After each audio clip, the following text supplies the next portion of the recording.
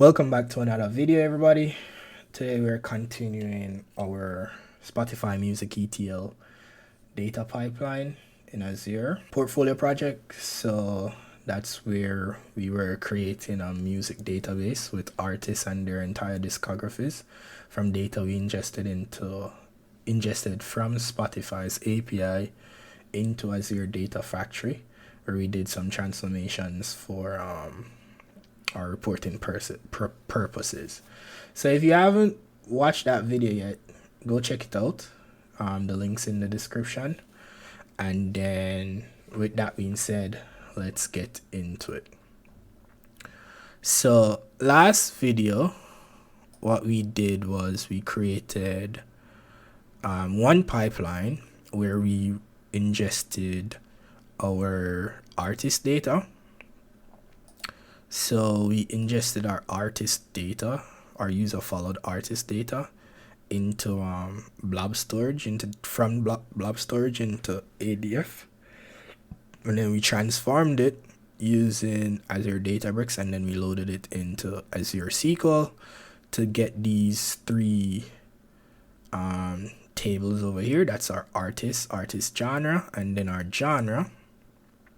So in this video, what we're going to do is we're going to work on getting the relevant information to build out the other tables. So the next step that we need to do is we need to get the albums, or the album data, and then from the album data we'd make the relationship to the artist using the artist album table.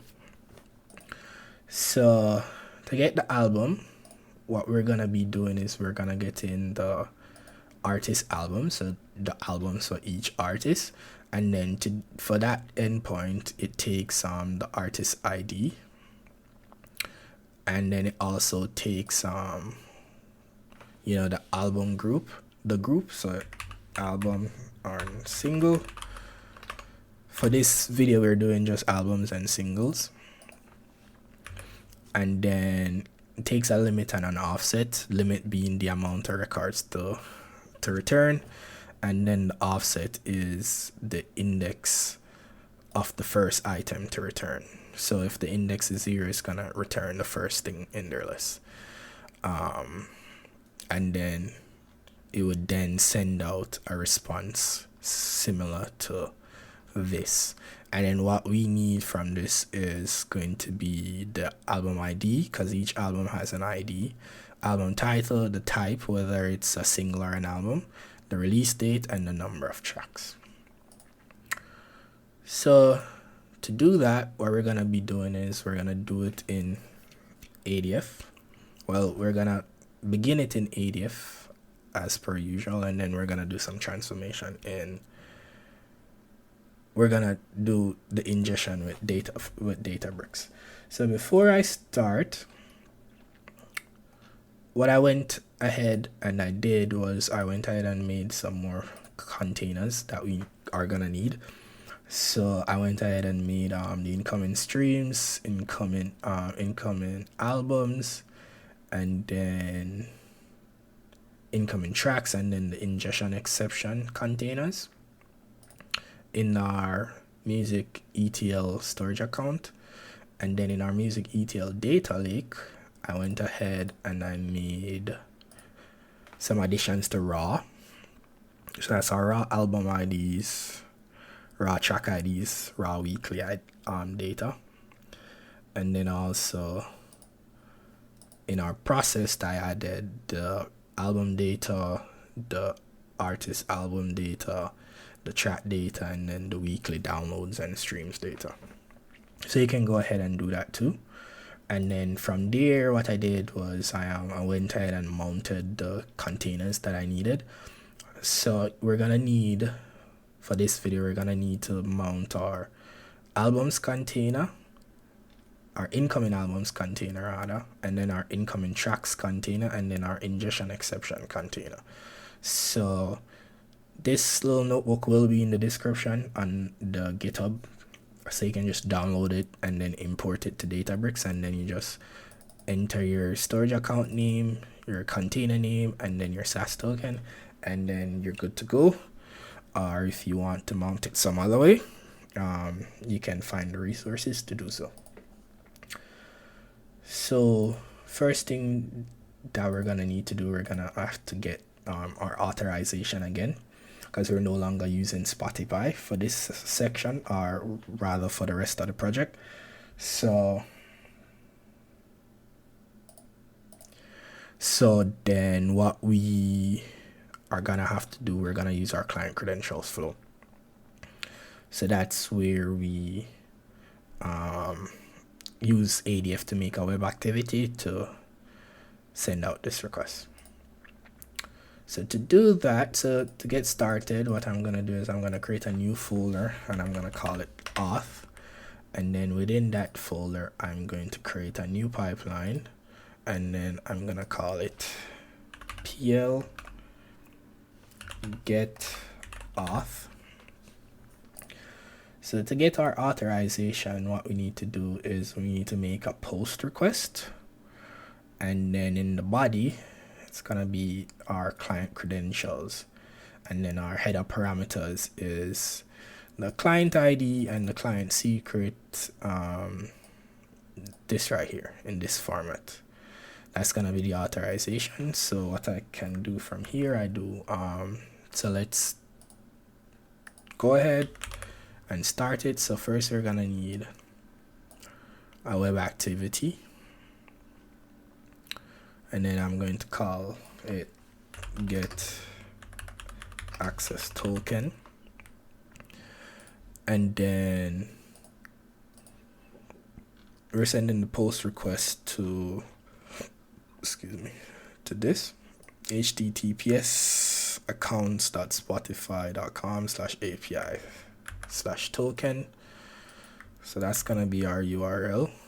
Our method will be a post, and then our body will be grant type client credentials without the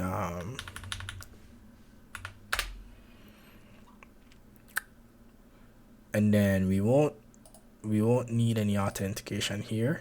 So now what we need is the headers. So it has two headers. One is going to be our authorization, and then the other one is going to be our content type,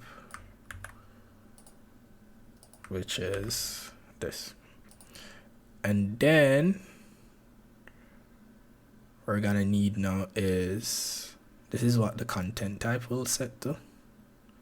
So copy this over too. And then for the authorization, we need to encode our client ID : client secret in base 64, and then concatenate it with the word basic. So what we're gonna have to do is, now we're gonna have to get our, we're gonna go back here, we're gonna go into, we're gonna have to set a variable, and then the variable activity will be called encode credentials, and then the variable will be called encoded credentials. So what we're gonna do is we're gonna come out of it and then create two pipeline variables. One's gonna be called client secret, and then one's gonna be called our client ID. We're gonna go back to Spotify dashboard, go into our app and get that client secret and client ID. So we'll copy it over. Client ID, the value goes here. Then the client secret, copy the value goes there, and then boom. So then what we need to do now within the value to encode it, what we're gonna have to do now, we're gonna, to get the encoded credentials. So if we go back to Web API tutorials, client credentials, we need to concat the client ID and the client secret with a : and then encode it, the entirety of it, and then concatenate it with the basic. So what I'm gonna do is I'm going to do a concat. Well, what I'm gonna do is I'm gonna do a concat, and then I'm going to concat this variable, which is the client ID, concat it with the colon with the client secret, right? And then if I cut that, and then I do base 64. So wrap that in the base 64, get rid of this @ sign right there. And then when you run this, it's gonna add an extra character that we don't need. So what I'm going to do is I'm gonna cut this again, and then I'm gonna do replace, and then within that add that, delete this, and then it's gonna give us we need to replace this equal sign that's gonna be in it with nothing, and then that's our encoded credentials, and then we just connect it right there. And if we go back here, we need to then concat again. So we need to concat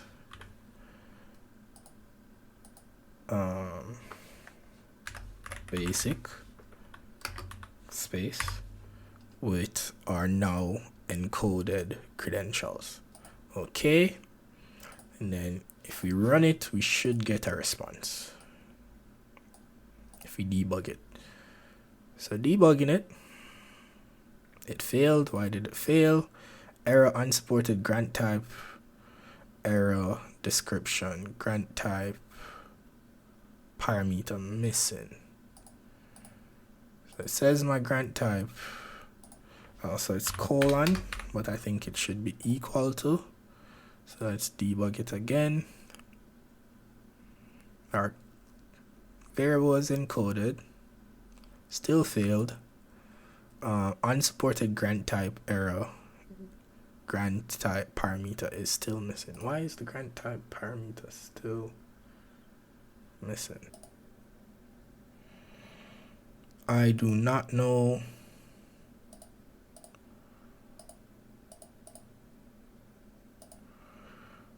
I do not know why it is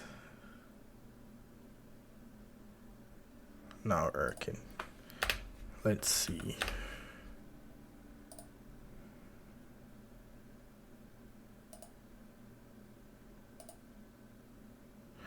Okay, so for some reason it's very picky about the equal sign, so they need to be right on top of the equal sign. So anyways, it ran, we got the access token, we have boom boom boom, the token type is bearer, expires in 3600 seconds, I believe. And so now what I'm going to do now, I'm just going to store that. So I'm going to set another variable, and then I'm going to call that get auth header, because I'm going to need it in the future as a header for other API calls. So this one's going to be a pipeline return value, and then the value will be called, let's call it auth header return. That way when we run the pipeline in another pipeline, we get this return. So it's gonna be a string, and then the value shall be, why is it not giving me the ability to do an expression? So it's not letting me do an expression, so I'm just gonna have to type it in. So it's gonna be a concat again, and then that one's gonna be beer. I think beer space, comma,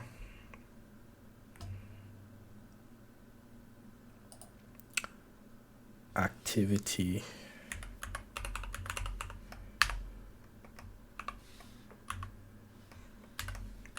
get access token. So it's gonna be the concat, the word beer with what's in here, and then that should do it. But oh, actually, I think I need dot output dot access token as it is written, and then close this bracket in the concat, and that should do it. So let's debug. There we go. And this would be our return. So we can go ahead and publish this. And that's the first step. So now what we need to do now is actually build out our album ingestion. So within the ingest folder, I'm going to create a new pipeline, and then I'm going to call that one pl_ingest underscore albums. So now for this pipeline, what we need to do is, like I said, we need to get the artist ID from this table, all of them. And then what we'd have to do then is now get the token, and then get the token and then capture it. Get the token from the pipeline, capture it, and then make the API calls. So first things first, what I'm gonna do is I'm going to copy the artist ID. So I'm just gonna call this copy artist IDs, plural. And now we need sinks and sources, right? We didn't create the sinks and the sources. So what I'm gonna do is I'm going to call it, we're gonna need a sink and a source. So the source is going to be from the artist data. It's just gonna be a query. So it's just gonna be a select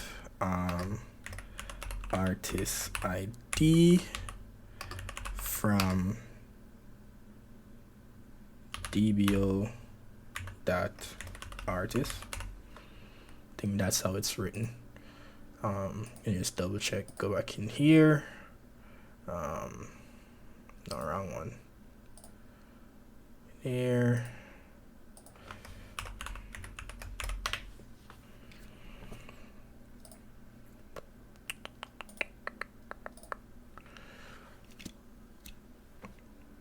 Yeah, so okay.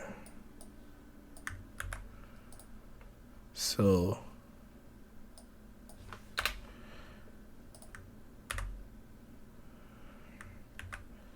it's select artist ID from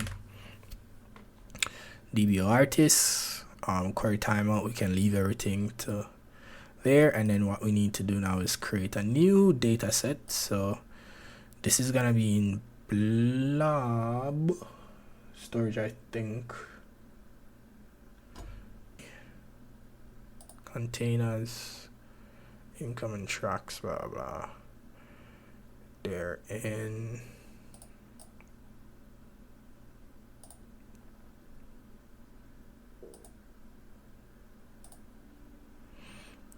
These. Okay, so we're gonna copy it over to our data lake storage gen 2. So there's gonna be CSVs, and we're gonna do ds underscore raw, or ds underscore artist IDs underscore raw. Select our link service. First row is a header, and then we're just gonna put it in our artist IDs. Okay, from connection schema should be fine, and then okay. So then what I could do is I could copy it over and show you, but I don't want to have to do that. So then what we're gonna have to do now is we're gonna execute our pipeline to get the authorization. So execute, so we can just validate token, and then the invoke pipeline is get auth, so wait until completion, and then we need to capture the token. So we capture the token, and then I'm just gonna call it capture token, because this token, this pipeline that we built is going to have an output value, and that's what we're going to capture in this variable right here. So that's going to be I'm going to create a new one, and then I'm going to call it a token. Okay, and then that's going to be activity output from this right here. So it's activity validate token that output that pipeline value, but we need to actually select from where. So we need to actually select what it's called. So if I go over here and I go right here, it's called auth header return. That's what we had called it. So dot auth header return, boom. And then so now that that's done, this is where things get kind of spicy. So essentially what we need to do is we need to loop through all our artists, and then for looping through all our artists, we need to call this endpoint right here, not get artist albums. So we need to make the get artist albums request, right? We gotta loop through all of the artists, and so this is where the project came at a standstill, because initially when I built this all entirely out of Python. As with all APIs, they give you a response, so you get response code 200. That means everything's Gucci. 401, something's messed up. HTTP status, return response. 403 means the token is bad, and 429 means you're exceeding rate limits, right? So when I was developing it, I encountered a lot of 429 requests. And according to it, it says Spotify's rate limit is calculated based on a number of calls that your app makes to Spotify in a rolling 30-second window. So if your app exceeds the rate limit for your app, then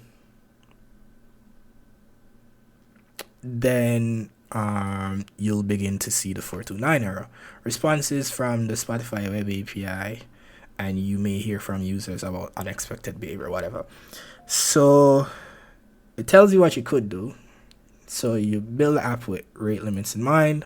You can apply for extended quota mode. This isn't gonna happen. We can develop a back-off strategy. That's when the app has, when you get the 429, it gets the clue to slow down the requests, and you can use batch APIs to your advantage. But for our specific purposes, we can't get batch APIs, because even though it says get multiple albums, which we need to do, to get the multiple albums, we need to actually have the album IDs, which we don't have. We just have the artist IDs. Hence why. So there is no batch. There's no batch strategy for this. So initially, when I was developing it with raw Python, I was using the back-off strategy. So when I get the it doesn't tell you what the rate limit actually is. So it's an ambiguous number. I tried to calculate it, and I tried to use that back-off strategy where it within the 30 window. Long story short, it's all bullshit. They cap you at around 5,000 requests a day, and then you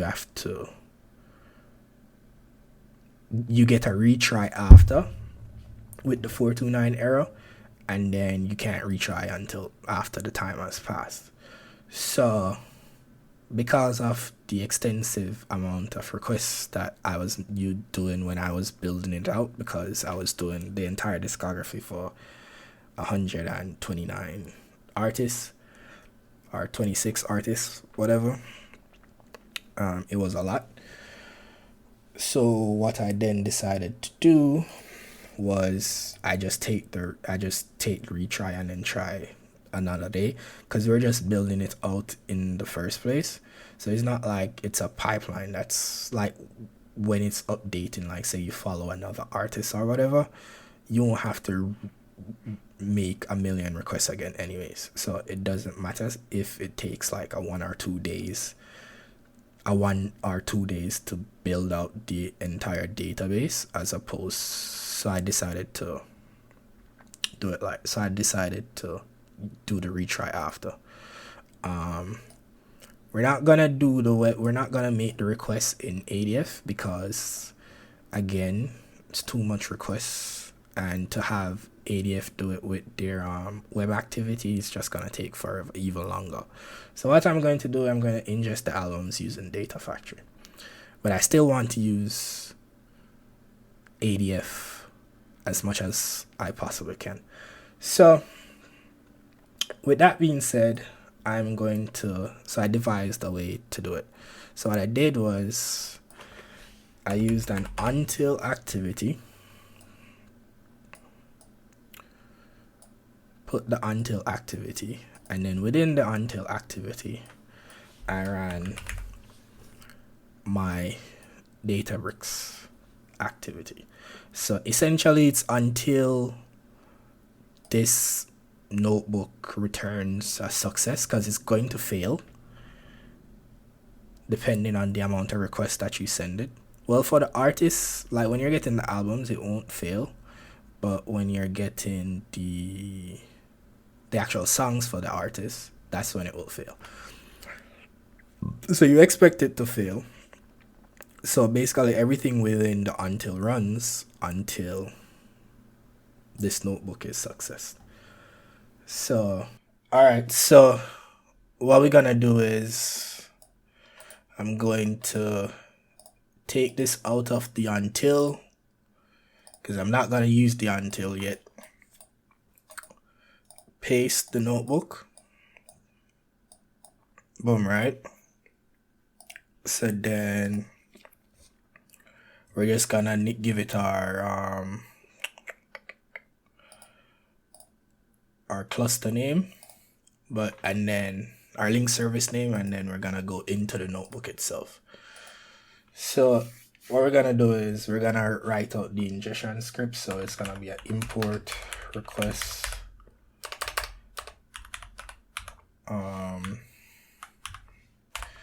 import requests, import JSON, then import JSON, and then we're gonna need a token, and then we're gonna need artist ID underscore index. So the reason why we're gonna need the artist underscore index or the index of the artist ID is because whenever the notebook fails, we want to return the index that it failed at, so that way when we rerun the notebook it starts from there, right? So for now, let's just set it to 0, and then our token will be, we're gonna get our token from here. So now what I realized is for the get auth header, I did it wrong. The type shouldn't be a string, the type should be an expression, and then that would make this make sense. So we can, what I can do, I can just debug the debug this pipeline to get the token, and then I can just get the token from here for the time being, because we're gonna be testing in Databricks, so we don't have to keep on running the pipeline. So let's just do it like this for the time being. So now the artist ID index, and then what I will do, it's gonna be, I'm gonna go headers is equal to this, and then it's gonna be authorization colon token, and I can just display the headers for you guys to see. So let's run this, and then let's run that. Invalid,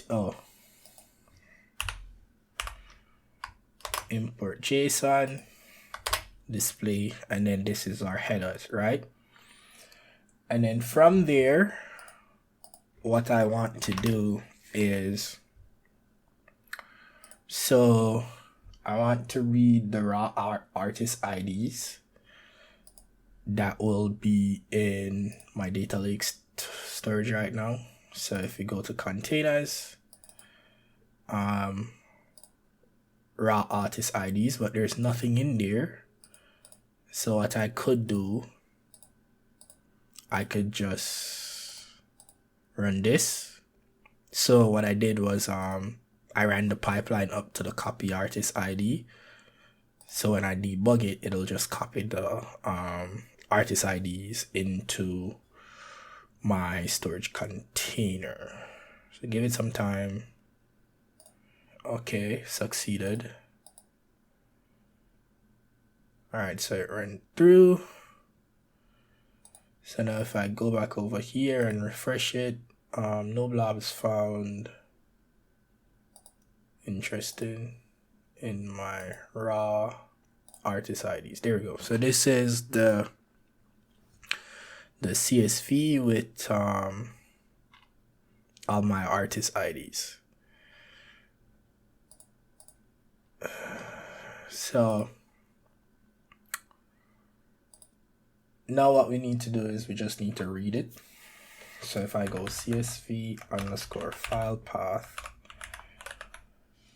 is equal to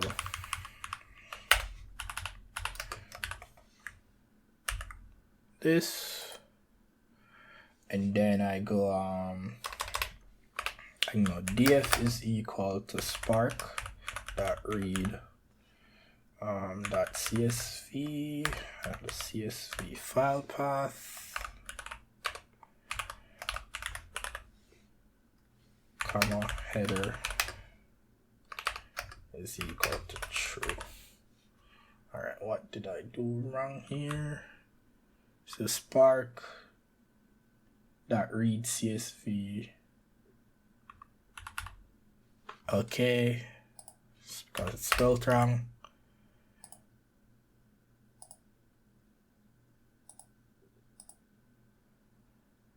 what's going on here? CSV file. Oh, CSV. There we go. And then if I do df.show and then I run it, path not found. Okay, let's try it again. And as you can see, these are all our artist IDs. So then what we can do now is we can collect them into a list. So I'm going to go artist_IDs is equal to df.select. And then I'm going to select the artist ID. And then .rdd.flat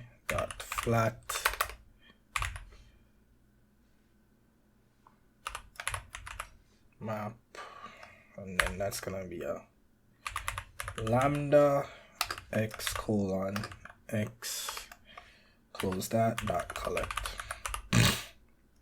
And that's how we just collect all of the artist IDs from the Spark data frame and save it into a list. So then what I could do is I could just go for artist ID in artist IDs, and then I could just go print artist ID so we can see it. Well,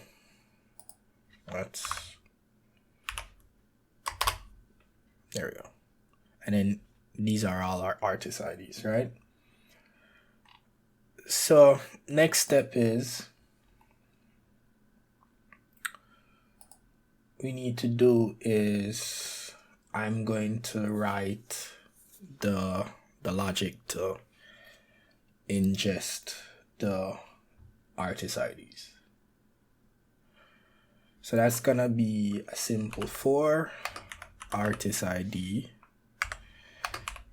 in artist IDs,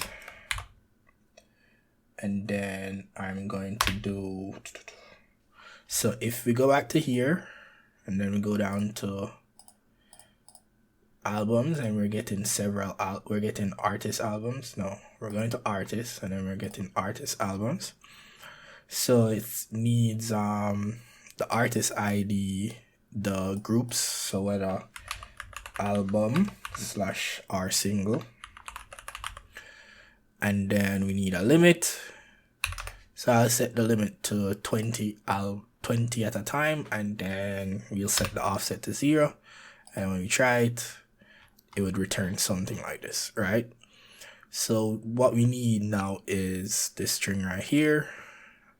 Well, not precisely this string right here, but something close to it. So let's do search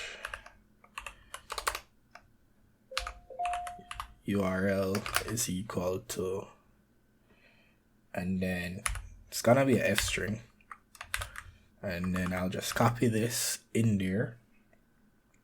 So now this will be our artist ID,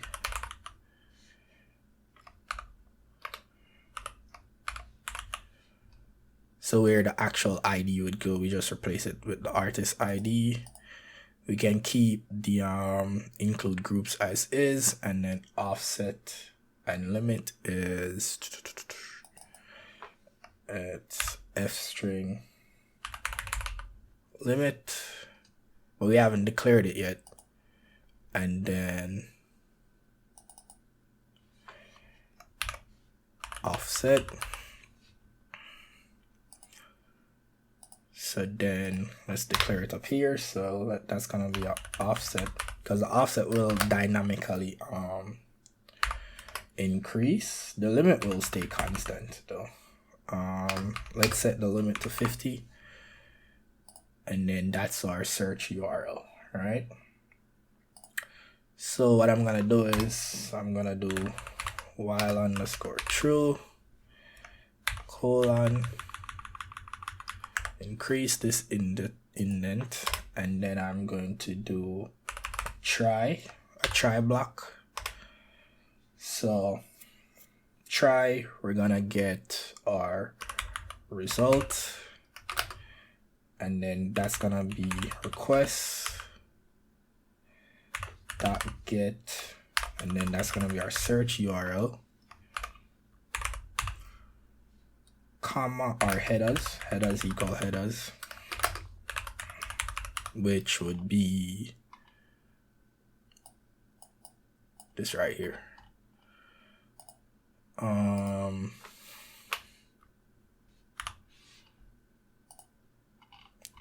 Yeah, headers.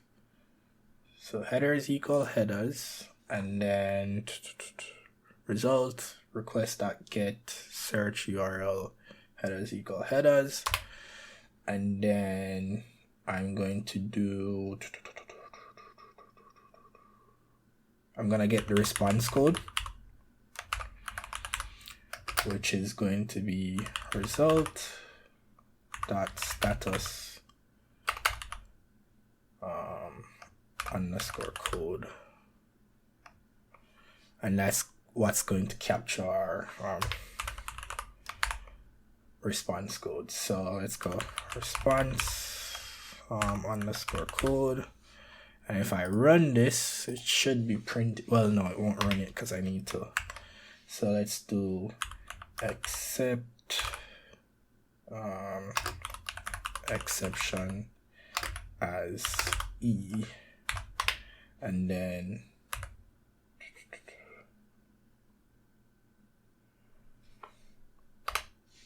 raise. So let's run this and see what happens.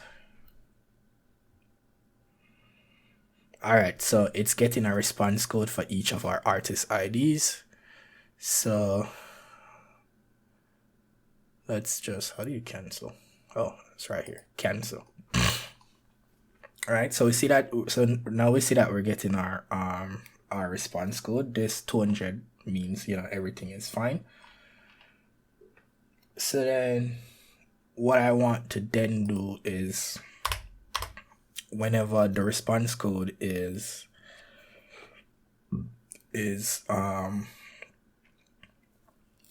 not 200, then it's gonna raise a custom exception. So for that, let's do if response code is equal to 429, that's gonna be 1, and then let's, for the time being, let's say error underscore message is equal to rate limit exceeded. That's 1, and then then we're gonna do elif response code is equal to 401. Error message will be bad or expired token. Elif response code is 200, which is what we want.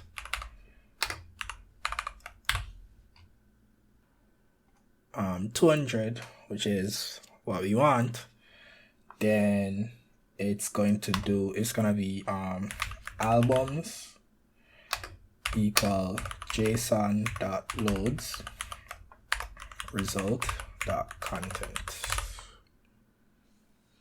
So it's gonna load the result into albums, and then what we're gonna do is we're just gonna save albums. But we also need to update the offset and the limit.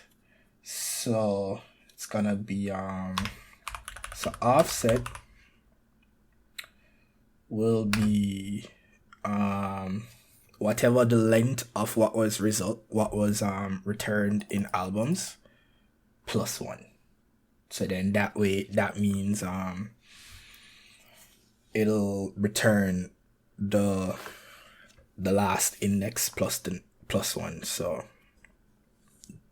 we'll get the next page of records. So that's gonna be offset is equal to plus equal to 1. Well, no.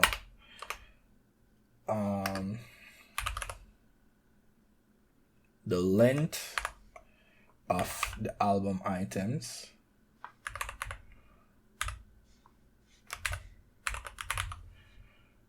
I believe so. Albums. So that's going to be, our offset will be the length of whatever is in here. So it's gonna keep adding. And that's how it's going to do. So if there's 20 in here, the 20th item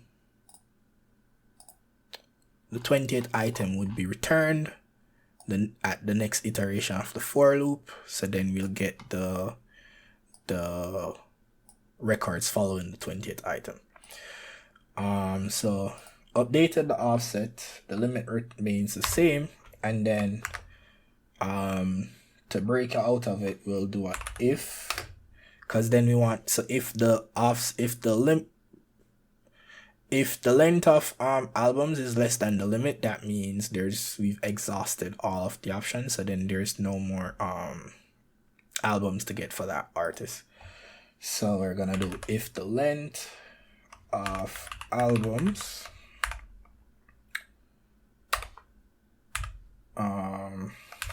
items is less than the limit, then we'll break.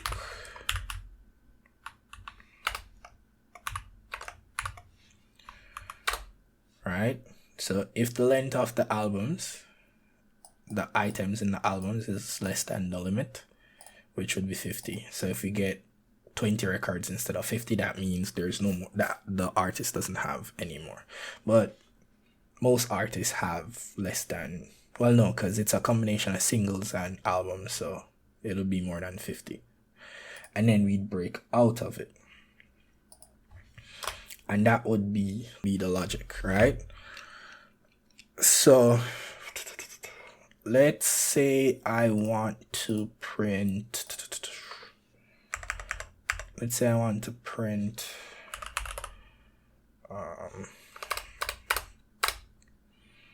albums. Let's say I just want to print albums for now.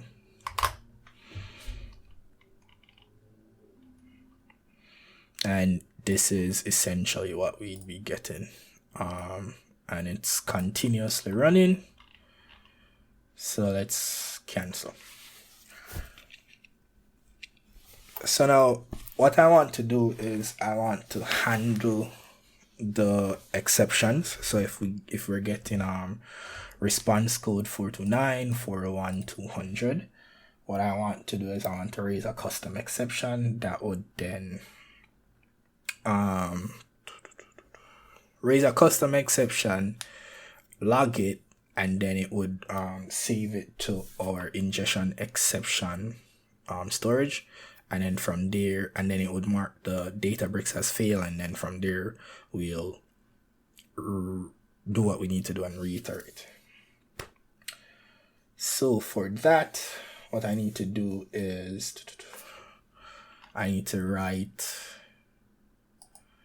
the code for the exception.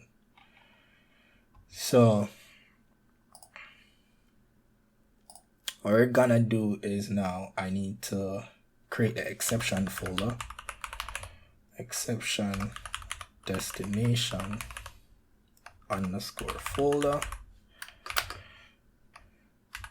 and then the file path will be this. So that's dbfs mnt ingestion exception, because that's what we called it when we mounted the storage initially.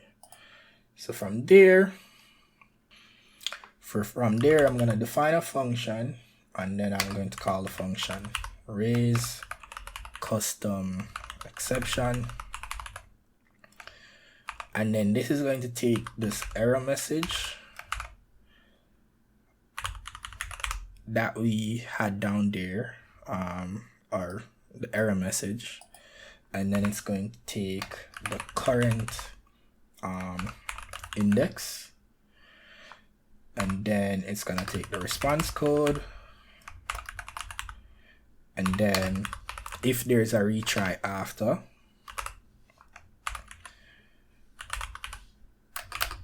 it's gonna take it. Cool. Now what we need now, then what I'm gonna do, I want a timestamp on there, so I'm gonna import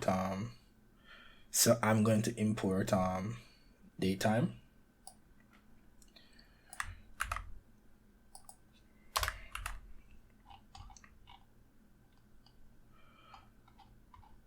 So come back down here. It's gonna be timestamp is equal to datetime.now dot this, and then the format in which we want it, and then we're gonna create a dictionary called exception underscore dict, which will be it's gonna be error message underscore message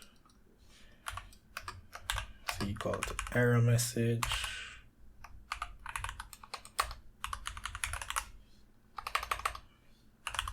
and then it's going to be current index equal to the current index. It's gonna be response code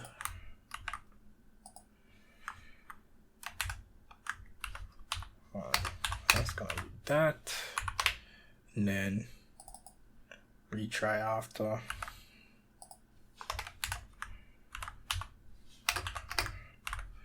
and then we're gonna get the timestamp.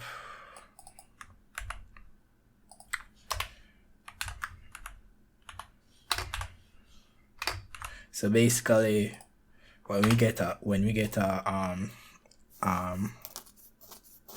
we're raising an error, we want to log all of these and then save it to a JSON file, basically. So then what I'm going to do is I'm going to define another function called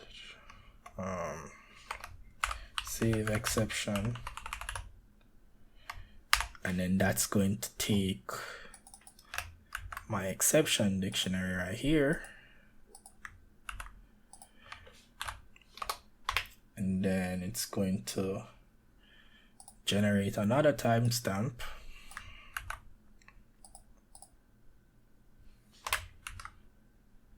at the time of saving, and you're gonna see why. And then we're gonna call that one dbfs underscore log file is equal to, and that's going to be an f string, and then it's gonna be our exception dictionary bracket album underscore error logs.json. And then we're gonna do is I'm just gonna print out something, and then it's gonna be saving to dbfs colon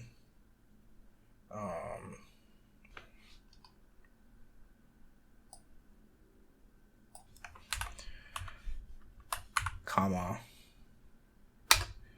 dbfs underscore log file.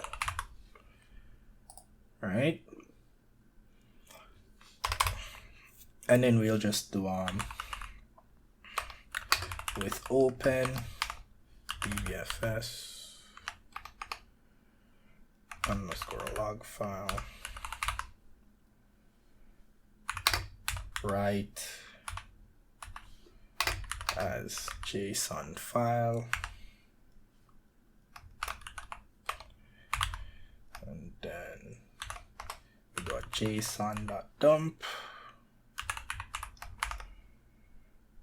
and then we just dump our exception dict as the JSON file, comma JSON file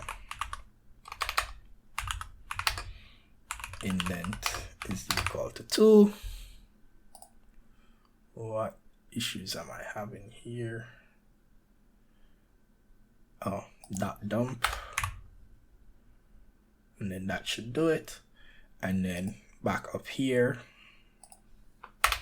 so within the raise exception, we just call the save exception right here, copy, and then I'll do a raise exception, and then that's going to be our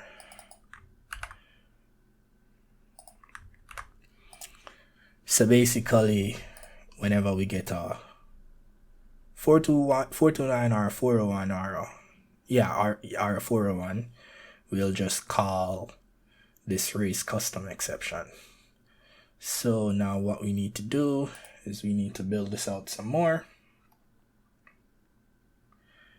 So we know 429 is when we're having too many requests. So it's gonna give us a retry after. So what I need to do now is I need to get that retry after. So it's gonna be retry underscore after is equal to results dot headers dot get comma retry dash after. This need to be quoted. Boom. Results dot get headers dot get retry after. What's going on here? Oh, that's because there's nothing called results. It's just a result. So we got the retry after, and we have the error message. So then what I can do is now I can just do raise underscore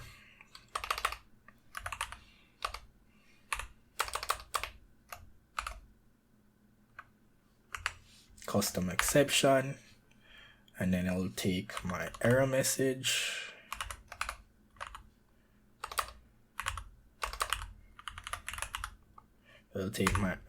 and what else does it take? It takes current index, response code, retry after. So I can just copy all of this, and then I can just put it in here. Boom, boom, boom. So error message spelled incorrectly. Current index, we didn't actually use it, but response code, retry after. Now what's the issue? Unidentified name current index, which is token artist ID. So all right, so the current index now. So what we need to do is we need to first define a start index and then a current index. So we have the album ID indexes, our index up here, which is 0. So then what we could do is we then say that start index is equal to the album ID underscore index, right? Is that what it's called? artist ID index. So that's the start index, right? And then within the for loop, it's going to be for artist ID at the start index. So that's where it starts from. So basically, because whenever this reruns, it's going to start at the start index, whatever the start index will be. But within the loop, we need to keep track of the current index. So then I can just do current index is equal to whatever the start index is, obviously. And then within the loop itself, we just update the current index after we execute the after each response code being 200. That's gonna be current index equal plus equal to 1, and then that's where that current index would come from. So the current index consistently updates, and then we have the response code, and then we have the retry after. We can do the same thing for the 401. So I can just copy this, really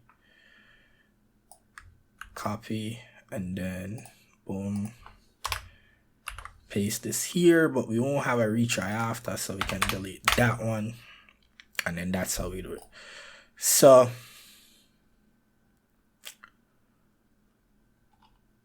now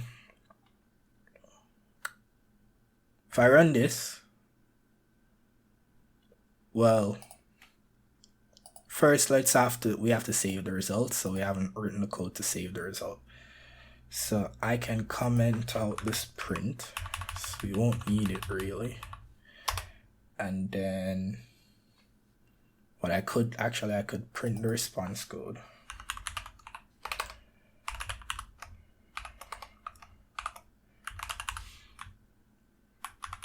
We're supposed to, or it's gonna be like 20 response code, so it's fine. And then we need to save it.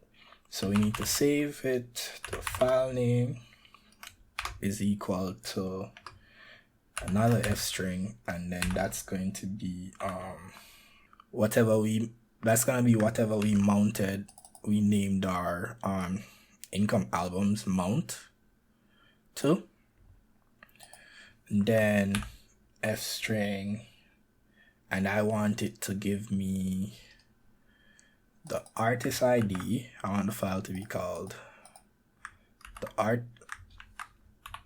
artist ID, and I want it to have the offset, and then underscore incoming underscore albums underscore, and then I want a timestamp. So let's write timestamp at what time, and then .json, and then we don't have timestamp yet, so let's just do that. Yes.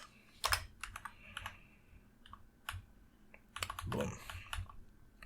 So we have the timestamp, and then now that's the file name. That's where it's gonna be saved to, and then that's just what we need now is just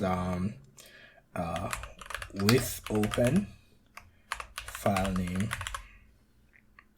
comma, write, and then as JSON file, and then we do a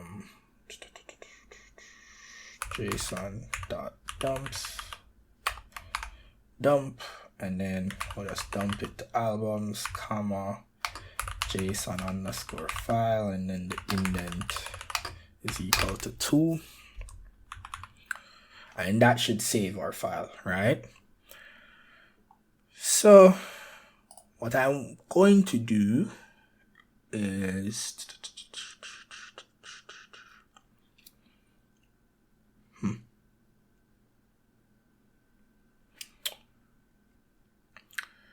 so if we go back to our blob storage called incoming albums. After we run it, we're supposed to see files in this if everything was written properly.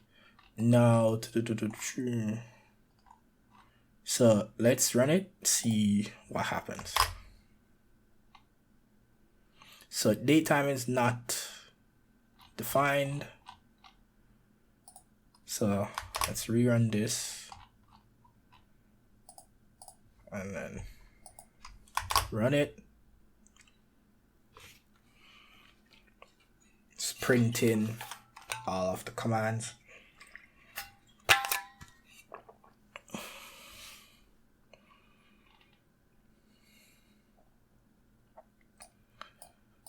And if I cancel and I go over to here and then I refresh, we have albums, right? So let's download one and show in folder.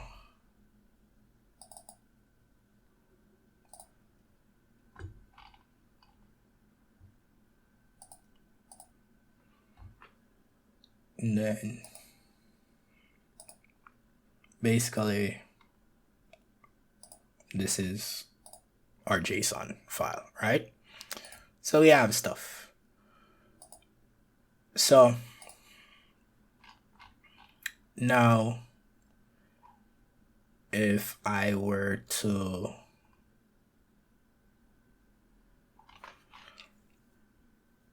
now what I want to do is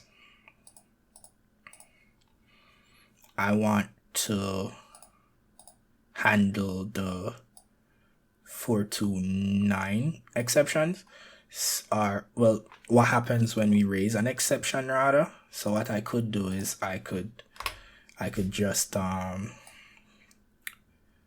copy this line of code, put it in our 200 block, and then I could just comment this out.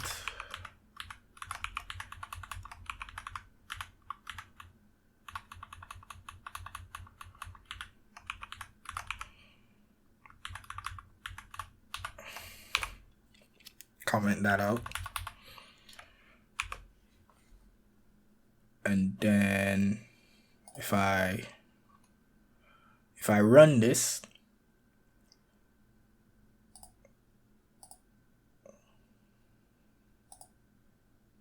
okay.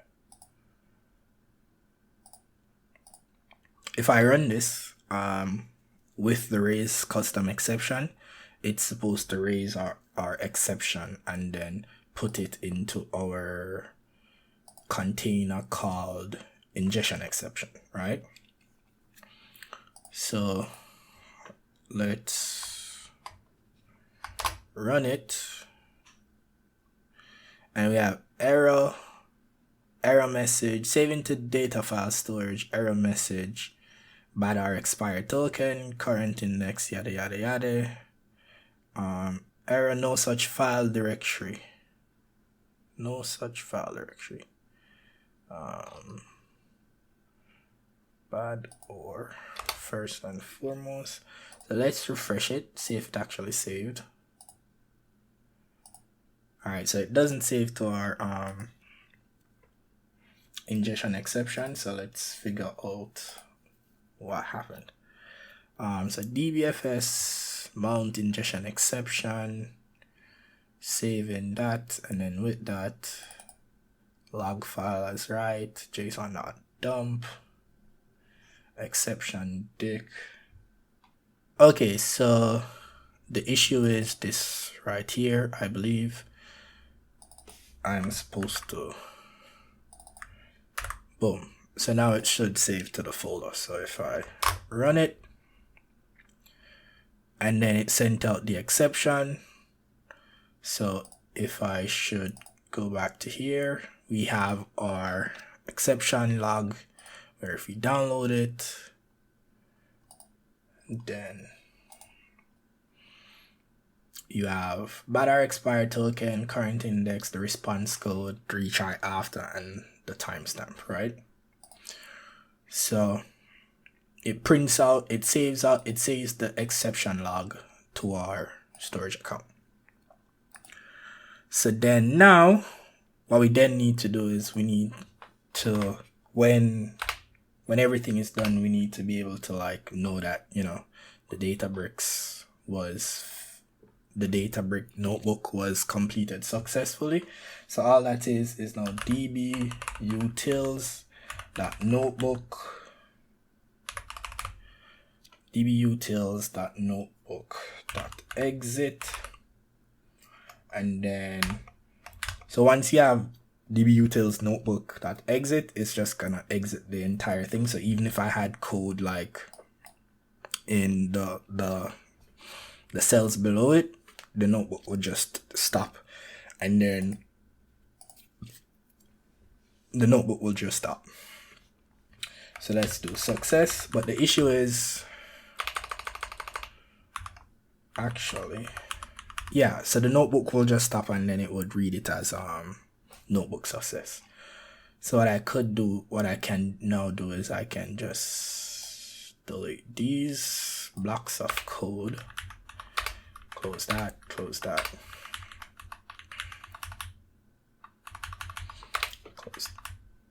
comment out this, that,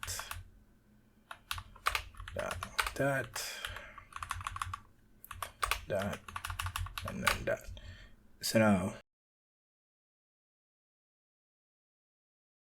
what we need to do is set up the data factory so it can take the token and pass it to our Databricks notebook and also our artist ID. So whenever we have an error, the notebook will stop and then it will need to start again.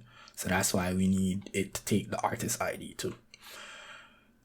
So to do that,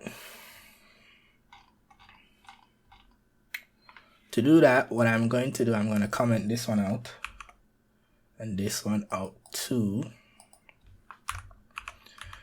And then it's just I'm gonna do token again is equal to db utils.widgets.get, and then what we're gonna get is the token from the pipeline. And then I'm gonna do the same thing,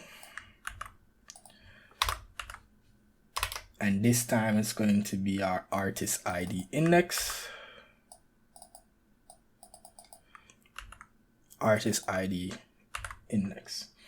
So now for artist ID index, we need to transform it to integer. So that's gonna be an int, boom, boom. So we convert it to an integer. So we get our artist ID index, we put it in our start index, and then our start index is now our current index, and then the for loop starts at our start index, so whatever our start index is. And that should be all I need. And then we need to now go back to our data pipeline, and then we need to set another variable, and that variable needs to be called, let's call it set album artist ID index settings. It's going to be this right here, which is a string, and then the default value is gonna be 0. The default value is 0. I can take this off and then run it through the notebook. So let's call our notebook ingest albums, and then let's use this link service right here, text the connection, and then our settings will be the notebook path, so music project, ingest albums, click OK, and then we need to pass the parameters. So our parameters, one's gonna be a token, that's the our token and our artist ID index, and then the other one is going to be our artist ID underscore index, and then the value will be our variables that we set. So that's going to be, well, this one is for capture token. Okay, so we never set it, so let's name it token and then confirm it as a string. So then our token value is the variable token as it's defined, and then the variable artist ID index as it is defined. And then we save it. So what I'm gonna do now is I'm going to go back in here. I'm gonna delete this file, and then I'm gonna delete the incoming artists, that the incoming albums that we had gotten. Refresh. So now in theory, once I run this pipeline, it's supposed to pass the token and the artist ID into this notebook right here and run. So let's debug. The name token is duplicated in 2 variables, and I don't understand why. It's fine here. Here is probably where it is. I'm gonna delete that because it shouldn't even exist in here either. And then I'll publish.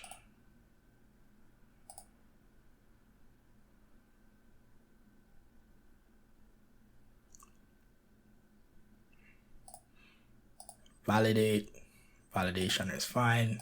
And then let's just debug it now.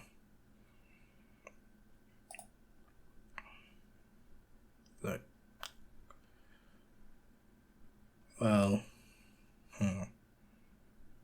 because this file already exists, so let's cancel the recursive. Go back into our raw. Let's just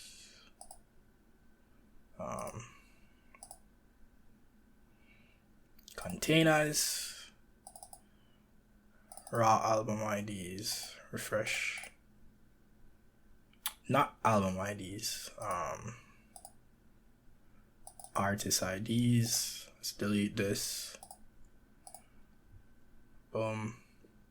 Refresh that. Open another tab right here. Dashboard. And then storage account. And then let's debug again.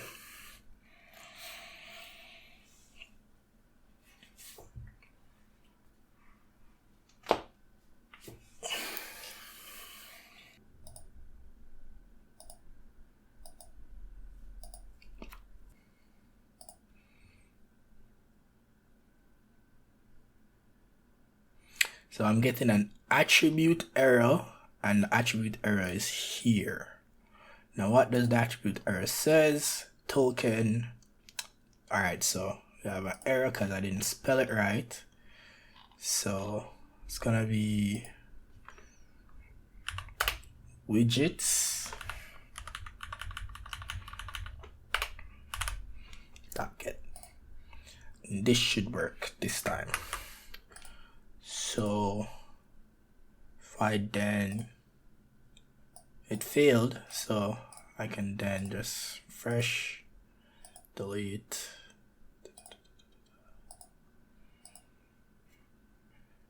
then debug again.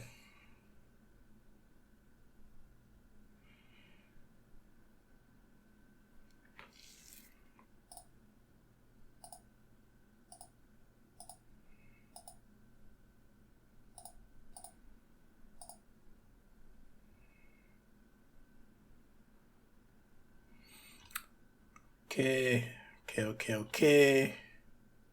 So it's running.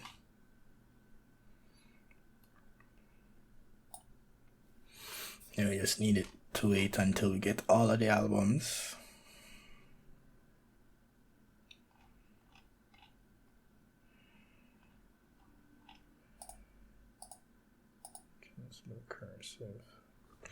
So we ran it and we tested it. Well, at first it was taking forever. It took like 20-30 minutes before. But when I looked in there, I realized that I had a typo where I had equal plus instead of plus equal. So I changed that and then I reran it. And then it took 49 seconds. So if you go in there, it says notebook exited success. So it ran through everything. It took 31 seconds in total. If we go to our raw artist IDs, we see we have the raw artist IDs. And then if we go to our incoming albums and then click refresh, we should have all of our artist IDs. Albums for each artist ID. I add, yes. And then as you see, when you have dbutils.notebook.exit, it skips every other cell that comes after it. And then the notebook is a success. So with that being said, now that we know that our notebook runs how it's supposed to run, what I'm going to then do is that's where the until comes in. So I'm going to cut this and then I'm going to paste it in our until, and then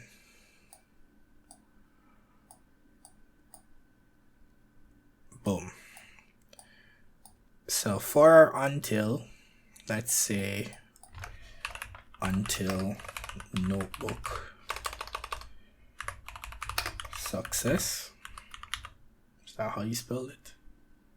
I think so. We're gonna set the condition now. So the condition will be so first and foremost, if we go back here, well, if we go back to, oh well, you won't see it anymore, but basically the output for the notebook would have been it would have like a run output. So that run output is what we're looking for. So it's going to be functions, and then we're gonna check if the output contains the run output. So the activity is going to be our ingest album activity output, and then see within the output if it has run output.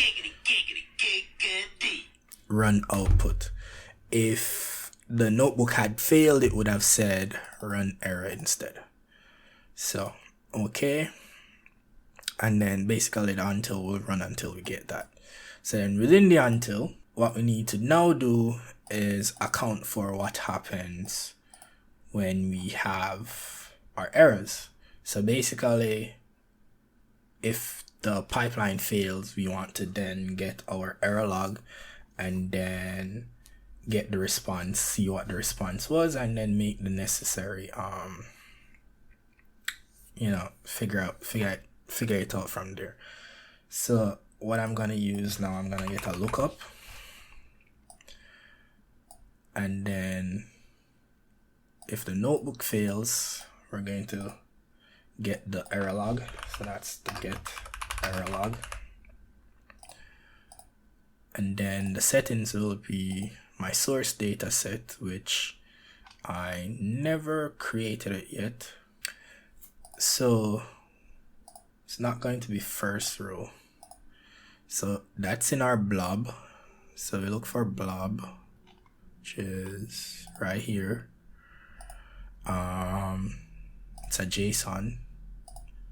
So we're gonna name this one ds underscore album ingestion exception, and then our link service. And from there, we are going into our ingestion exception. Boom. and then from there the album ingestion exception, and then okay, that's our data set. And then for now we're gonna do wildcard. So just take out whatever the card is. Eventually we're gonna change it to a file path in dataset. So then from there, from the lookup, what I'm going to do is I'm going to copy that,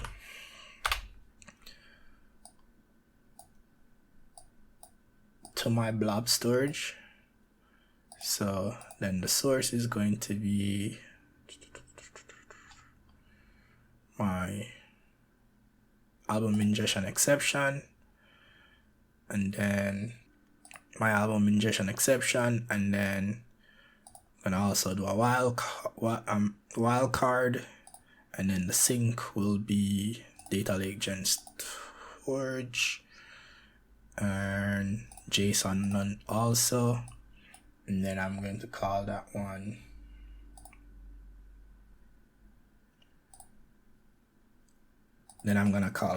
ds underscore album ingestion exception sync, our link service, and then I think that's going to go into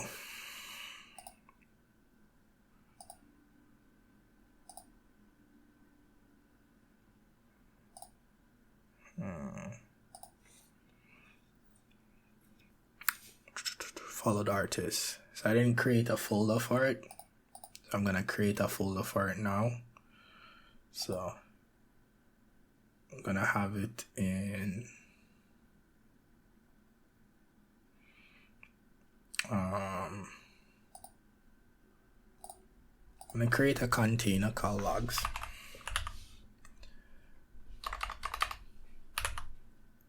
and then create that, and then within logs I'm going to have a directory called album ingestion logs, and then I'm gonna save that. Gotta go back here, copy this,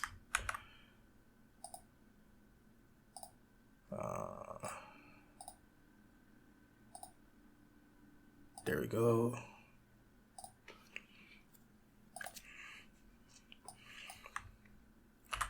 Save that, and then okay,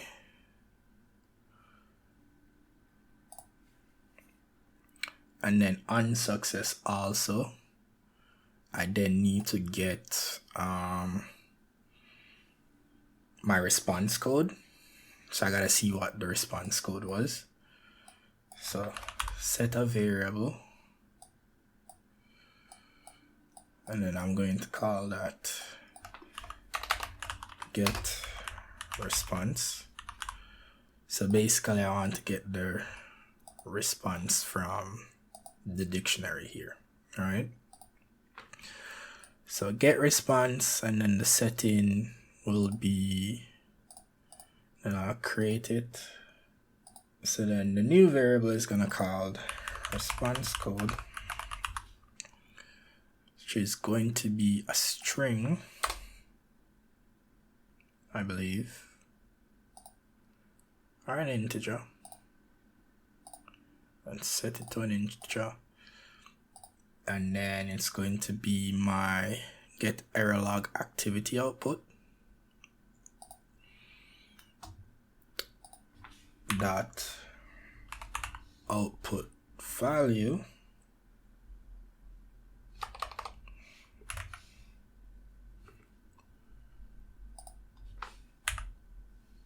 zero dot response dot code, and that would get the response code for us. So then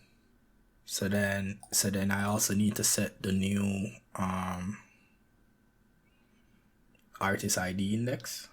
So another set variable, and then I'll just call this get current artist ID index. And this is going to be here, and then the value will be our get error log activity output dot dot value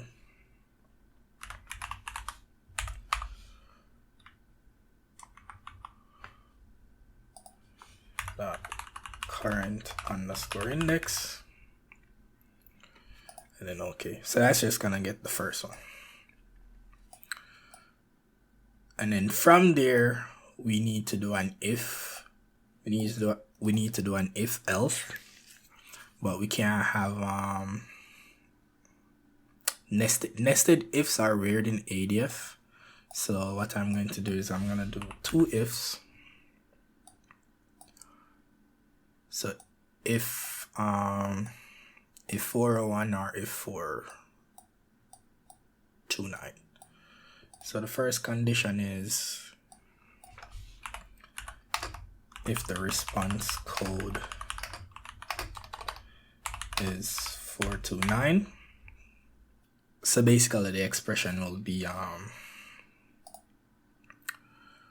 want equals, and then if the variable response code is equal to 429, I can just copy this. Okay, and then this one is if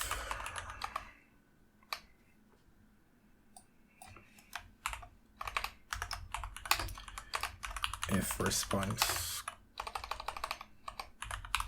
code is 401. So then within the exception, the expression is the same thing, but 401.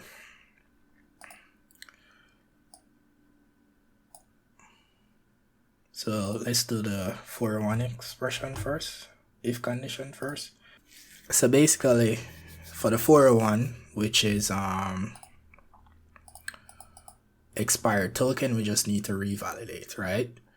So all I have to do is just execute the get auth pipeline once more. So let's call this refresh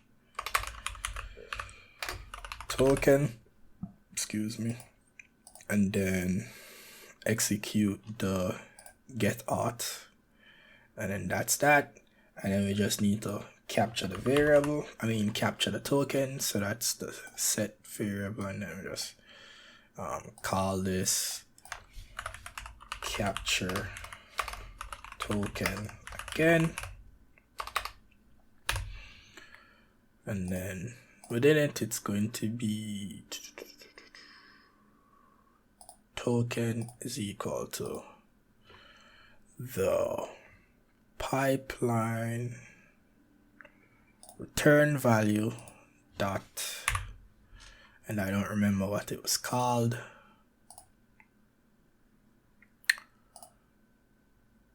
auth header return.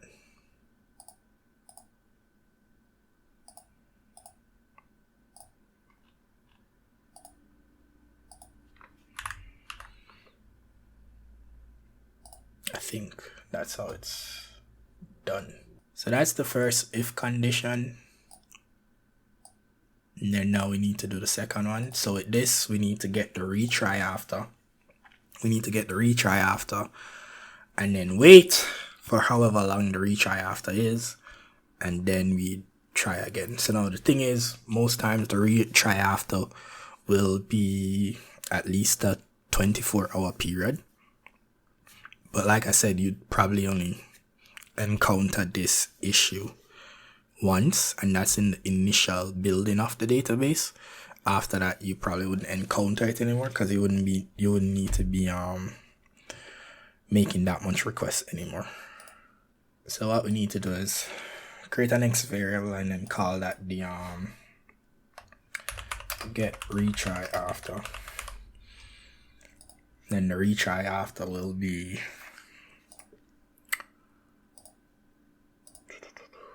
an integer, and then that's going to be called retry underscore after. Boom. Then the value will be the activity output for our get error log. Dot value bracket 0 dot retry after. Then we need to do a wait, so we're gonna wait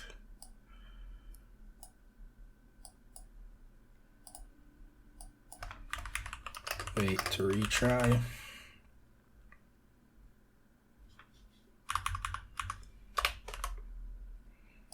Then how long we're gonna wait, it's gonna be dynamic.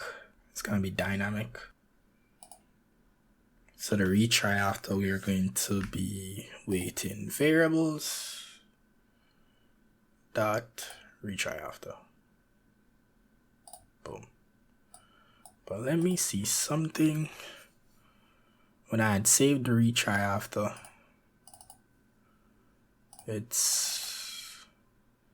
so I think the retry after is in milliseconds. Let's see, 429 response code. Boom, boom, boom. 429 retry after.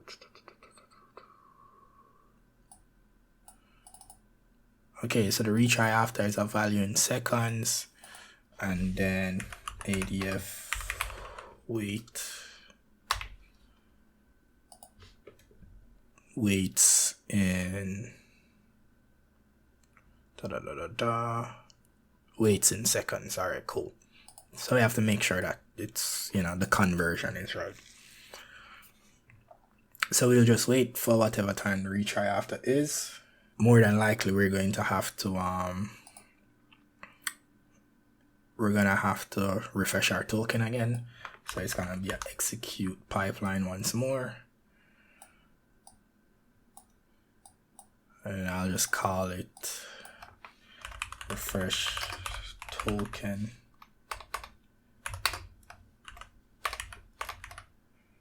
after wait, because we can't have an activity named the same thing. And then we run the get auth, and then we just need to capture the variable. So capture token after wait.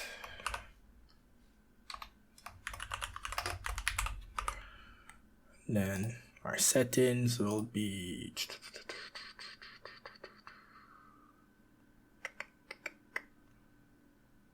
token,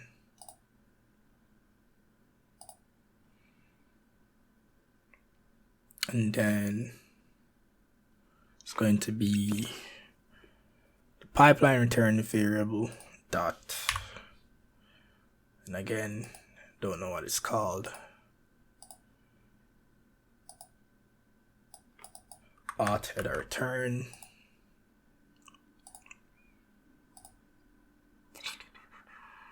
There we go. So the refresh after token return value, and then updates the token again. Can't remember if I did it correctly down here. Yes. So basically, it's auto line. basically if the notebook fails, we get the error log. We copy it over to our logs in data lake storage, and then we get the response. We get the current index. If the response is 429, we wait, and then we refresh the token, capture the auth, and then because it's in the until loop, it'll just go back to the beginning where it starts the ingestion again. And because our token would be updated and our current artist would also be updated, our artist index would also be updated, it'll just pass the parameters through here, artist ID index, and the same for here. It'll refresh the token, and then it'll just go back here, and it'll continue the cycle until the notebook is successful. And that's it for the ingest album pipeline.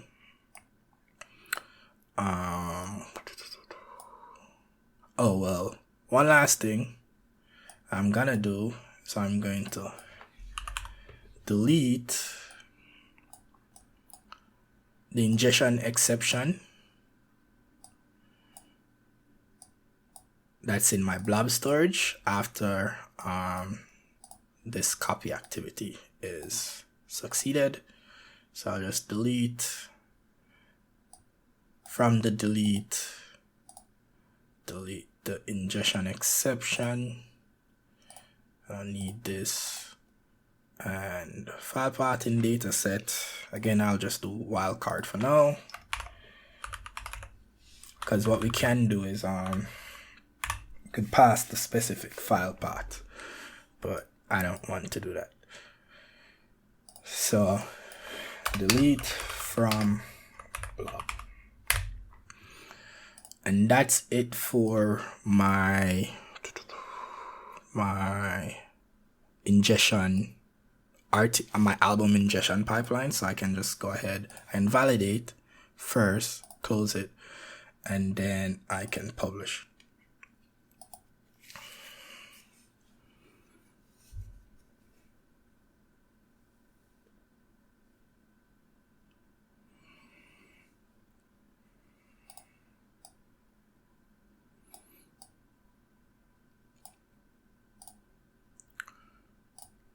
And one thing I could do,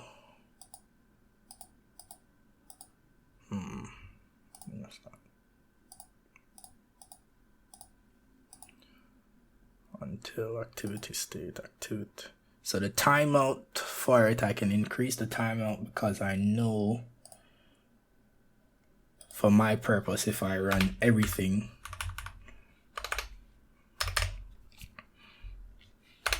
it's gonna need at least a day. So then publish,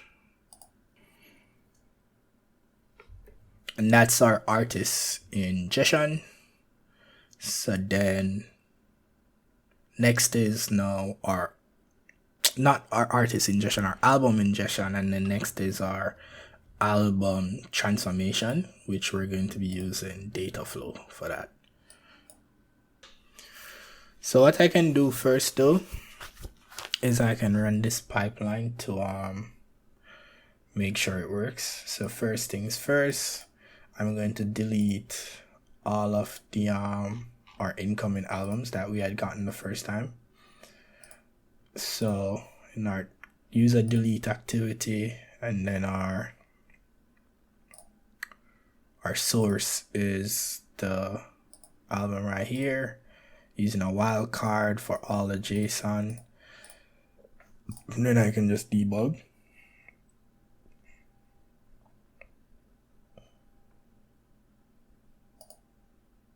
Boom. So if I refresh this, it should be empty. And then in our music DL, okay, not this one, our artist IDs, I just need to delete that too.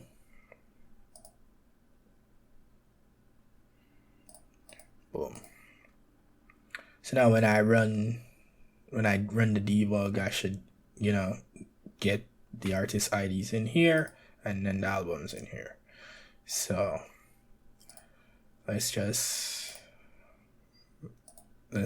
click debug. Let's see what happens. So just to make sure that the ingestion is actually working.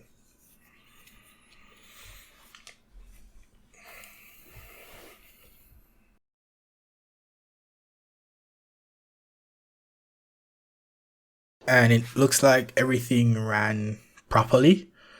So if I refresh this, I should have my artist IDs. And then if I refresh this, I should have all of the albums. Okay, so now, so we know that the ingestion is working. At least it's ingesting. And we already know that the it works when it's not when it has an error. So next thing to do is creating our data flow so we can do our transformation. So we're going to do a new data flow, and then that's our source is going to be our incoming album source. So that's the files that we just got in our incoming albums. And then our JSON settings is the document form is a single document. So basically choose whether your files contain single JSON, multiple JSON in separate lines, or in an array. So each file is its own JSON, or each JSON file is its own document.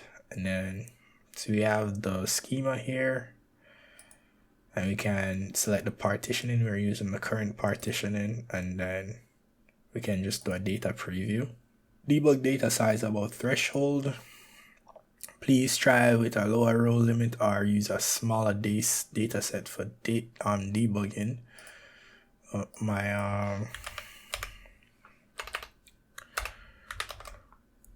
That's strange. There we go. So this is all a sample view of what our data looks like. So our data comes in looking like this. We need the album type, we need the number of tracks, we need the album ID, which is somewhere here, sorry. Which is in here, the album ID, and we need the release date also. So release date here. And that's how we're going to get our album IDs. And then we also need to transform so we can make the association table. So first things we need to do is we need to get the artist IDs so we can match each album with the right artist, because the response doesn't have it, but the album ID does appear in the string. So if I go single album, the artist ID appears in the string, so it's a part of our JSON object. So in our href, so if we go back to our source data set, which is this one right here, and I can click preview. As you see, the artist ID. So what we're gonna do is we're going to derive a column to get that artist ID. First, let me name this get album JSON. Okay, so to get the derived column, I'm going to call this derive artist ID, and then the column name will be artist ID, and then to get the derived, now all I need to do is, so what we need to do is do a little regex extract. So I'm not gonna go over regex because it's a pain and I barely know it myself. So this is just the expression to get the regex for what we want. So basically we want what's before artists, I believe.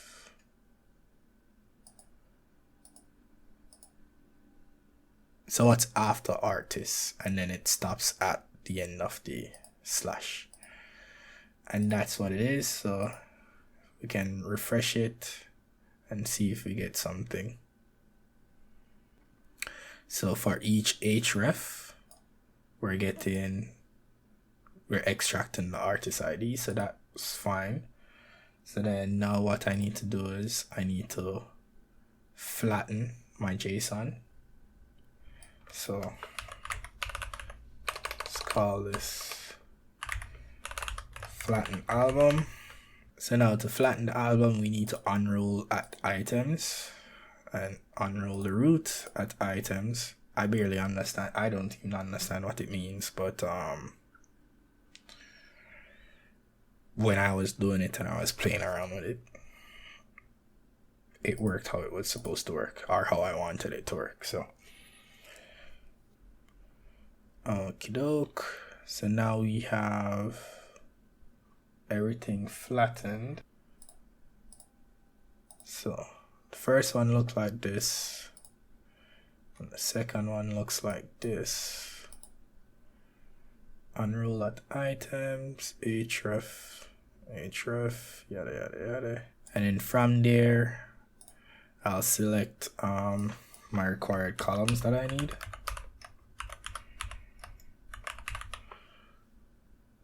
So the columns that I need are, I don't need the href anymore, so I can delete that. And then I need items.id, so I can, no, that's the wrong one.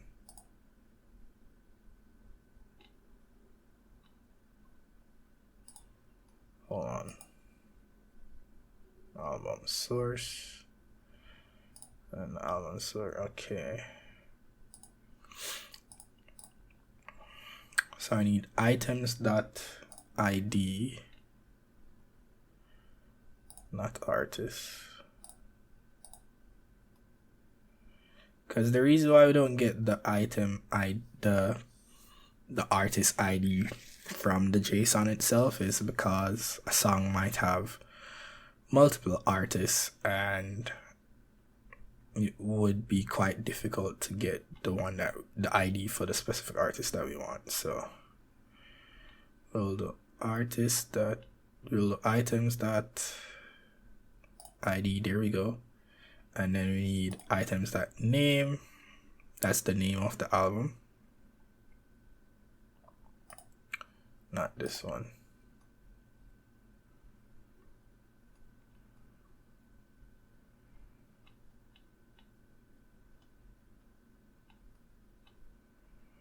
Let's just type it in, items.name,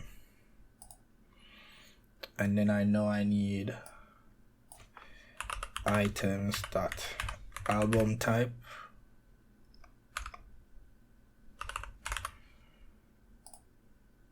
Okay, that's the one that I need. And then I need the release date and the total number of tracks. So that's going to be release date, and then total number of tracks should be at the top. There we go. And that's it, I think. So album ID, album title, album type, release date, and tracks. So that's 5. And then we have 1, 2, 3, 4, 5. but we don't need the total, but we're gonna keep the artist ID. So now let's do the album ID. Let's call it album name, and then let's do album type, and then let's do release date, and then let's do total tracks. Let's see total tracks. There we go.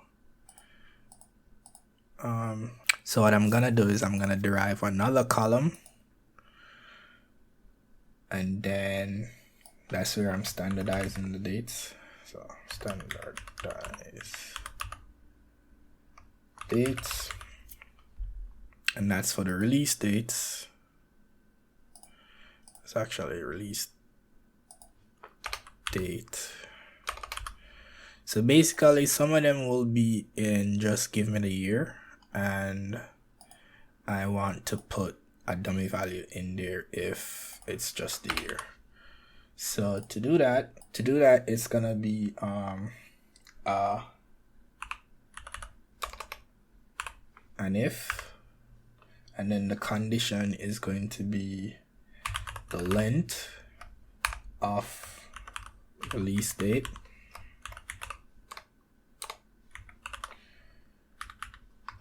is equal to true is equal to 4. So that's like if I just get a year. What I'm going to do is I'm gonna concat 0101. So I'm gonna make it the beginning of the year basically, with release date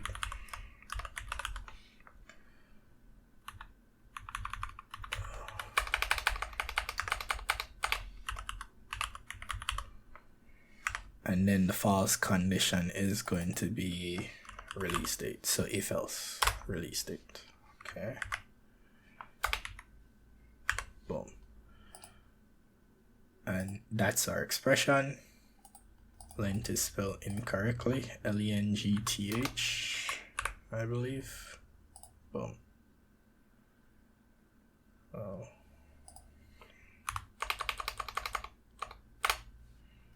There we go. And that's our expression. I can refresh it, but you won't see what I'm talking about anyways, because you probably won't have any of those issues, but save it. What I need to do is I just need to double check and make sure I don't have any duplicate values. So what I'm going to do is I'm going to aggregate so I can get the distinct rows, because when I was doing it, it was giving me duplicates for some reason. So album ID, name as album ID, and the aggregate is so for the aggregates I'm gonna open the expression builder. So that's $, then first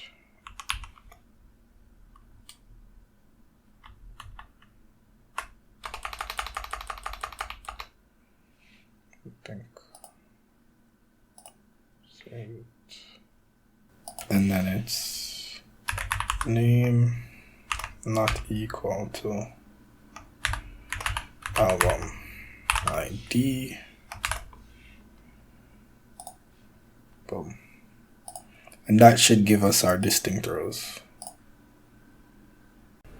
But you would know that it worked unless you've already tested it and then saw that you had duplicate rows in the first place. And then we just need to establish our sync, which is album sync, And then we haven't created it yet, so let's create it now. Our sync will be data lake storage 2 in a CSV file.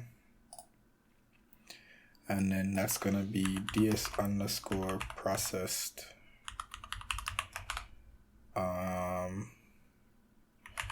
album data. First row is a header, and then this will go into our processed album data.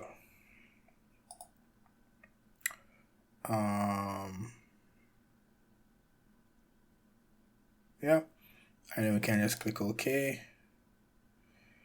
And then our settings is we can clear the folder if you wanted to clear the folder beforehand.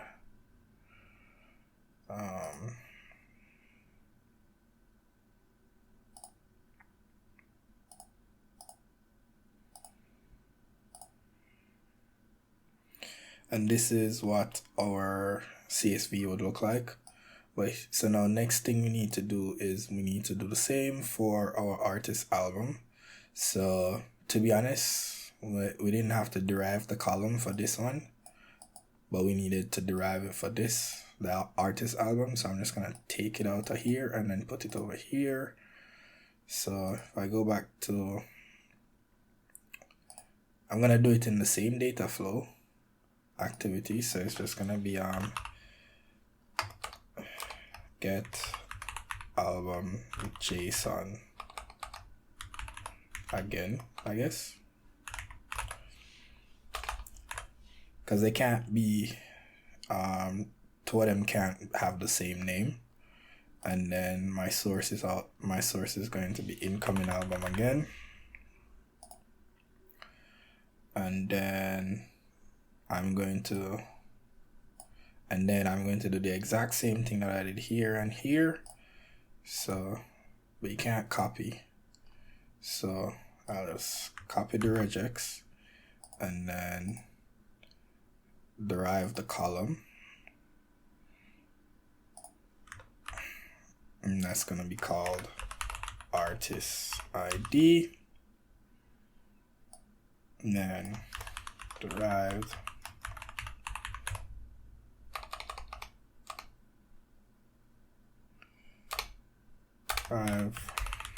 this ID 2, and then flatten the file again.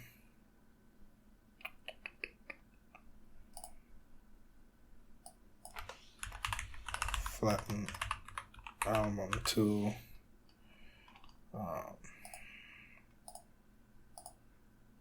on the items, and then all I need to do is select the required fields that I need. So select required fields 2. So I don't need this, this. So I can delete those. And then I just need artist ID and album ID. So that's items.id, I believe. Yeah. And then I can just rearrange it. Artist ID. Well, let's see how it exists. Artist ID comes first, then album ID. So album ID, and then we just need to create the sync for it. So that's going to be our artist album sync. We don't have a data set for it either, so data lake gen 2 delimited, and then ds underscore processed artist album data, our link service. I'll just type it out myself. So processed and then processed artist data, and then click OK, and our sync is set up. We can validate. Boom. But we don't need this right here, so I'll just delete it. And then in our required fields, just make sure there's no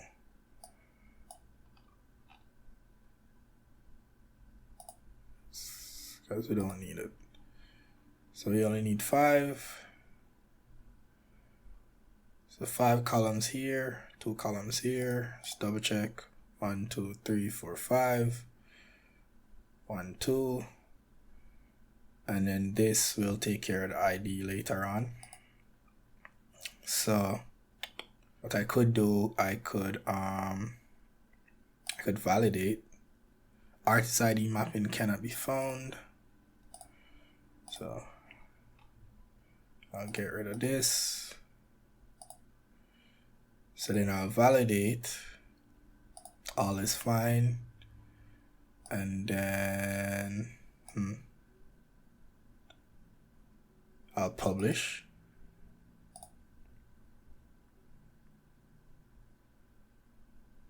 And then what I could do, I'll create a new pipeline in here.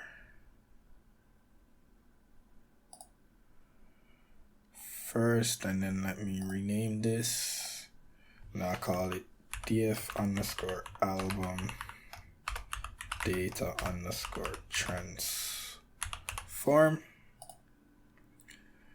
And then this pipeline is going to be PL process album data, and all this is just a data flow activity. Select the data flow, which is that one that we just made. Let's call it process album data flow. Boom, boom, boom. Compute size, we leave it to small. Login, basic, I think. Basic, I think. And then we can save everything to default. Yeah, and then I'll just debug it. So it's gonna take a while to start up. And then when it runs, and then if it works how it's supposed to work, I'm supposed to expect files coming into this container. Shouldn't have started yet though. And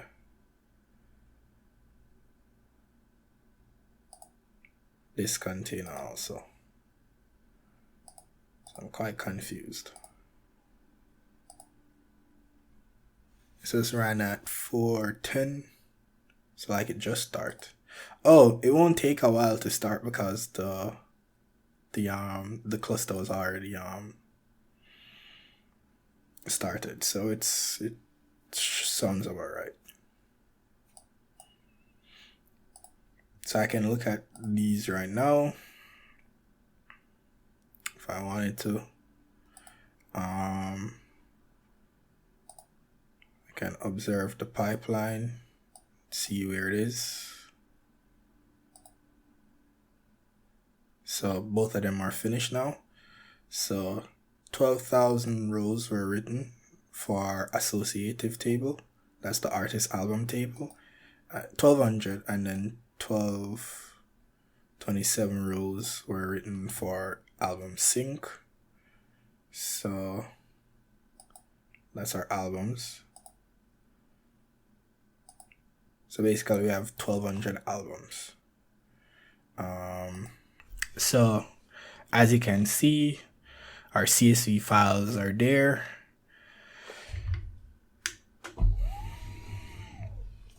So if you go into our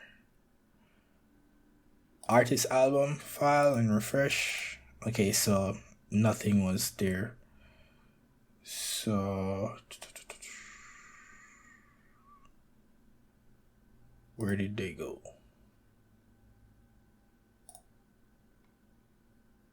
Said it was succeeded. So if I go back to the data flow, well, go to my data sets rather, which is artist album. So I had put the wrong sync, so it went into my artist data instead. So what I need to do is I need to change that to artist album. Then click OK. Can publish this.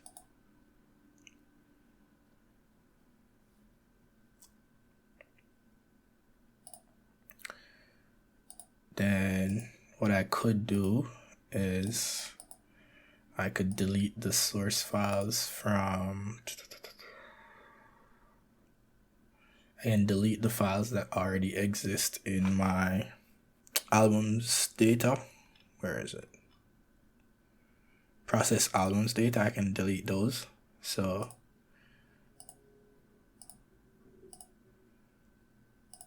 delete the files that are in here.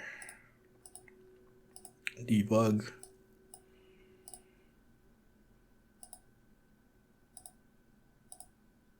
Succeeded, took 4 seconds.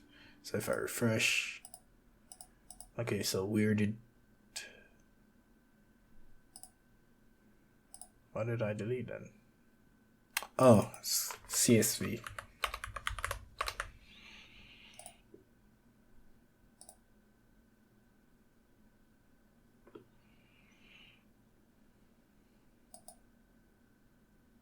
Took 4 seconds still. And there we go, it's all done. So then I could rerun this now. Where is it? I can rerun my data flow.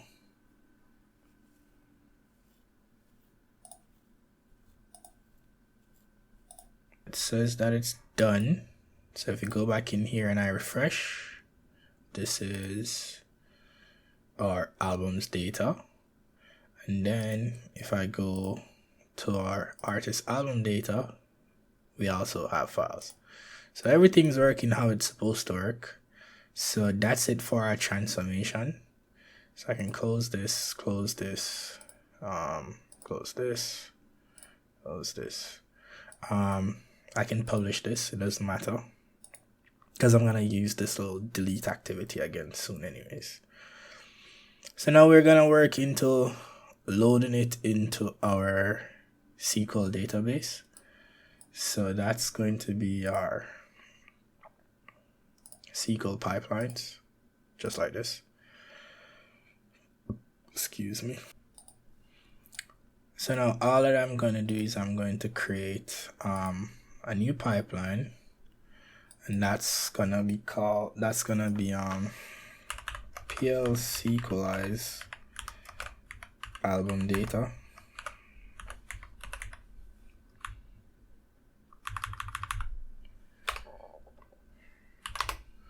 And that's gonna be a copy activity.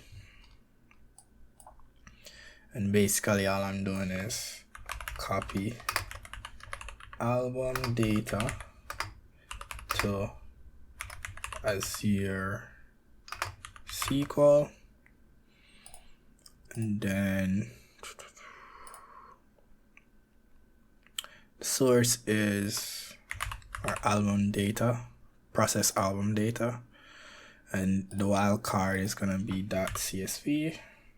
So we copy everything in there recursively, and then the sync will be, we don't have the sync yet, so we have to create it. So that's gonna be Azure,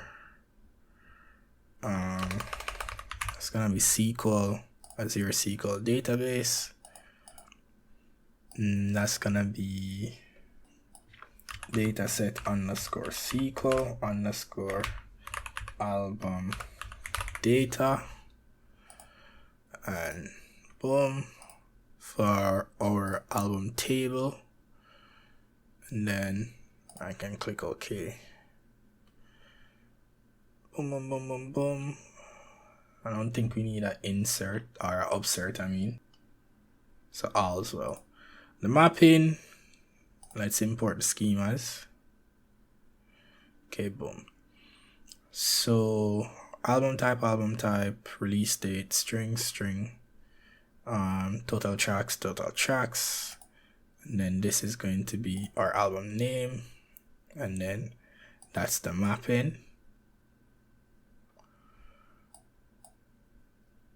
I'm gonna publish this, but I'm not gonna run it yet. And then I'm going to create another pipeline, and this one's gonna be called PL_sequelize artist album data, and then that's also gonna be a copy activity, and then our source is going to be artist albums wildcard.csv, and then our sync is going to be, we don't have a sync, so it's gonna be SQL or Azure SQL again, and this one is ds_SQL artist album data, and this one's going to be for artist album table, and then click OK. Just name it copy artist album. So that's your SQL, and then import the schemas for the mapping. The mapping source is empty. So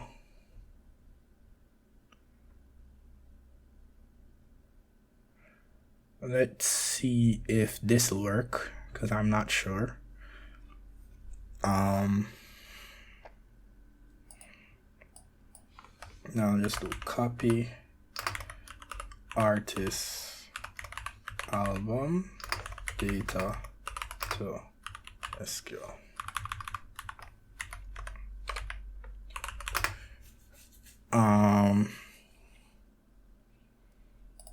Just validate, boom, I'll publish it. Okay, so before I can run this one, I have to run the albums.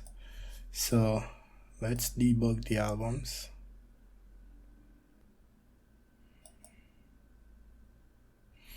So then what we can do now, we can just go back to our SQL database.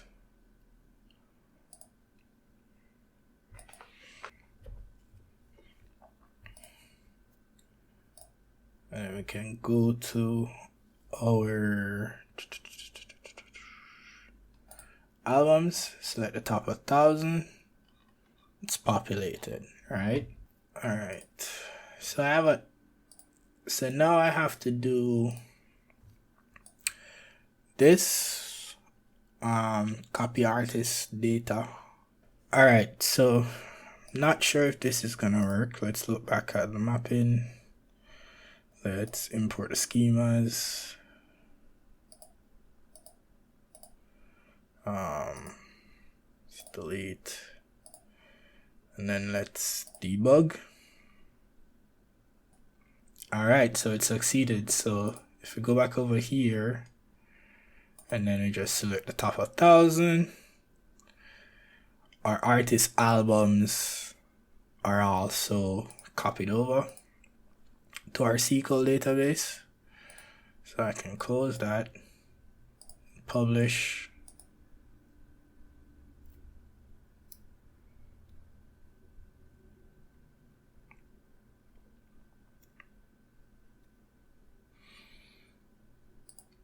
So then what I'm gonna do is close. I'm gonna create my next execute where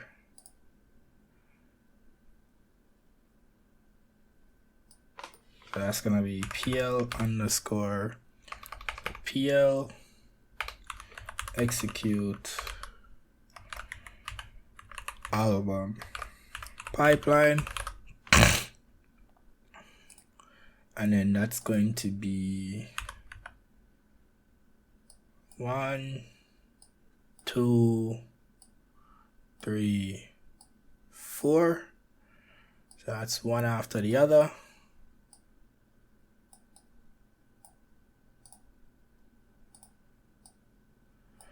So the first one is execute album ingestion.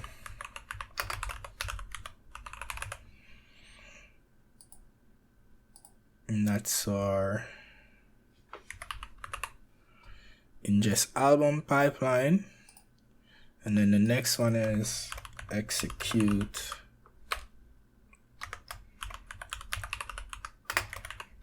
album transformation.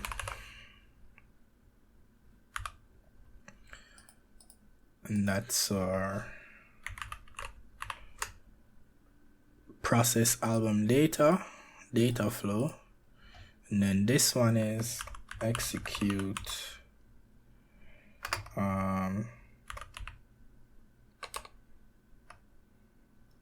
album execute sequelize album, let's call that.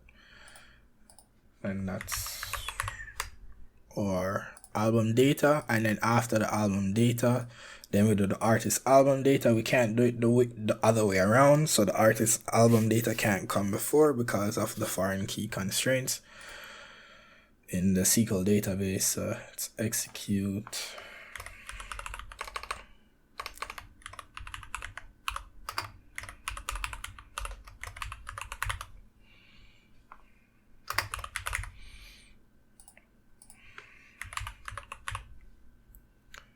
boom.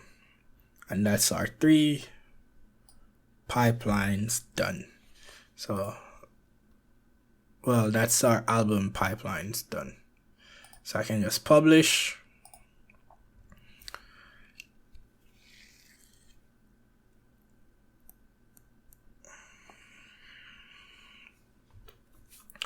And then we can test.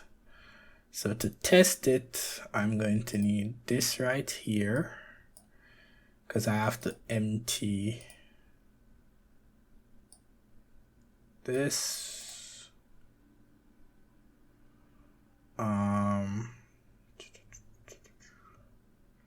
So this one is our, so I have to delete from our album data, our processed album data, and then I have to delete from our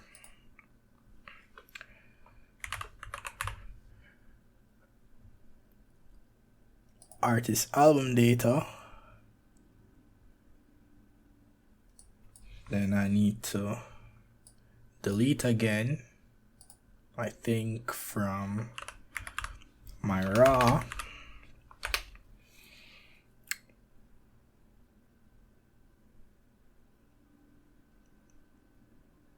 Yes, my raw artist IDs, I have to delete those. And then I need to delete again from my incoming album source, because what's this one? Processed, and then this one is, that's fine. And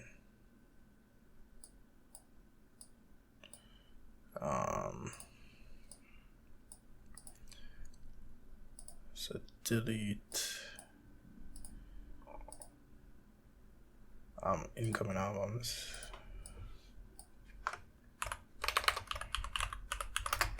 Delete incoming albums. Delete artist IDs. Delete processed artist album.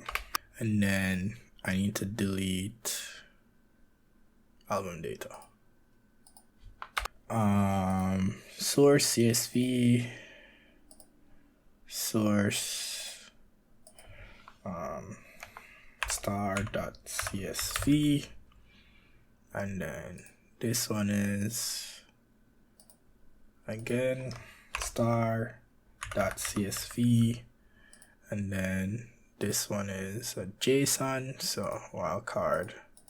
I think there's nothing in there anyways.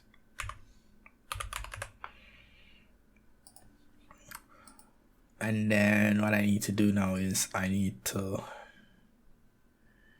delete everything from this.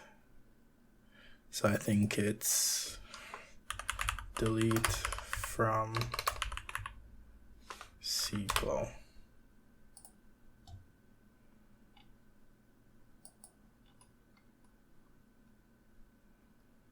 Yeah, so it's delete from. So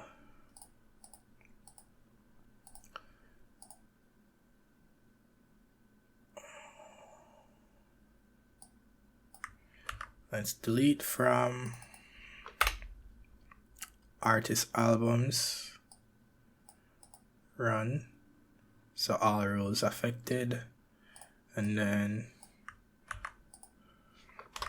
let's just delete from albums. Run. Boom. So all rows affected.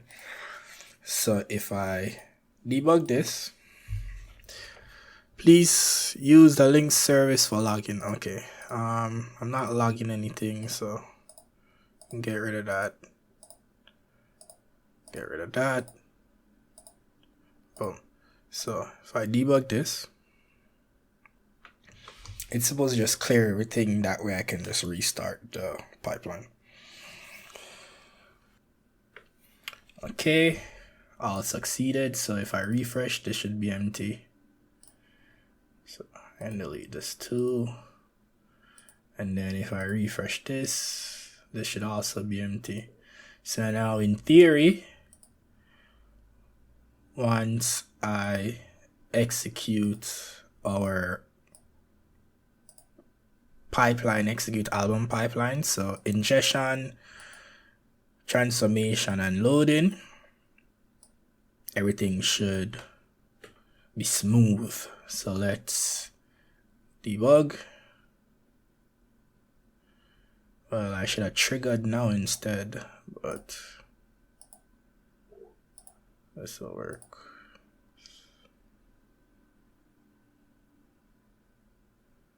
All right.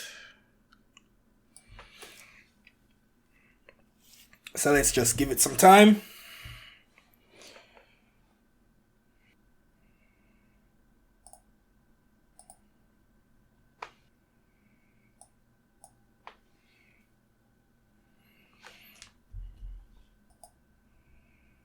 So it looks like everything succeeded properly. It was okay. So we can see right here that the ingestion took 1 minute and 24 seconds. The transformation took the longest, but that was because it had to start up the cluster. So if you actually go in there, the it says the processing time was 1 minute and 39 seconds and milliseconds and 12 seconds respectively. So the cluster startup time was 3 minutes and 16 seconds up here. And then if we go back up to it, and then loading it into the SQL was 18 seconds and 15 seconds. So if we go back to our SQL database, let's just select the top 1,000. We have rows which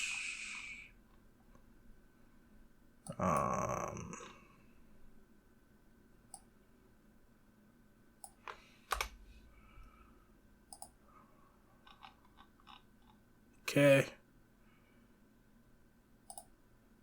84, 13.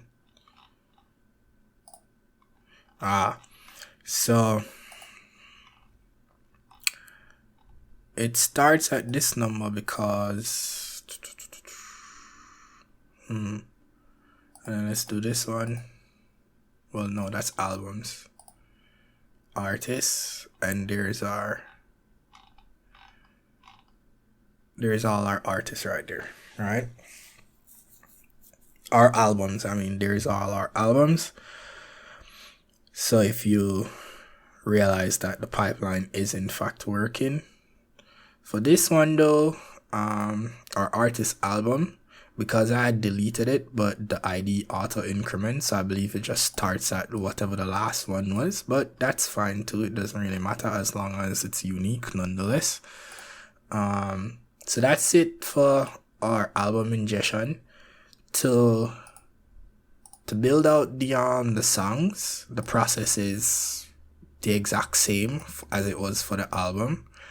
So we ingest into into Databricks, and we just transform it into data flow. So I won't be doing a video on that part, and then I'll just wrap it up with the weekly streams and the weekly downloads. So I'm gonna call it a day for this one. So if you stuck around, like, subscribe, share, all of that. If you like the video, like the video. If you don't like the video, like the video and then comment that you didn't like the video and tell me why you didn't like the video, so I can improve the way how I do the videos going forward. It was long. I know it wasn't as smooth as it could have been. That's because, this is all done from scratch, so sometimes I forget the stuff that I did before and then I have to go figure it out. Yeah, so thanks for watching. Catch you in the next one. Peace.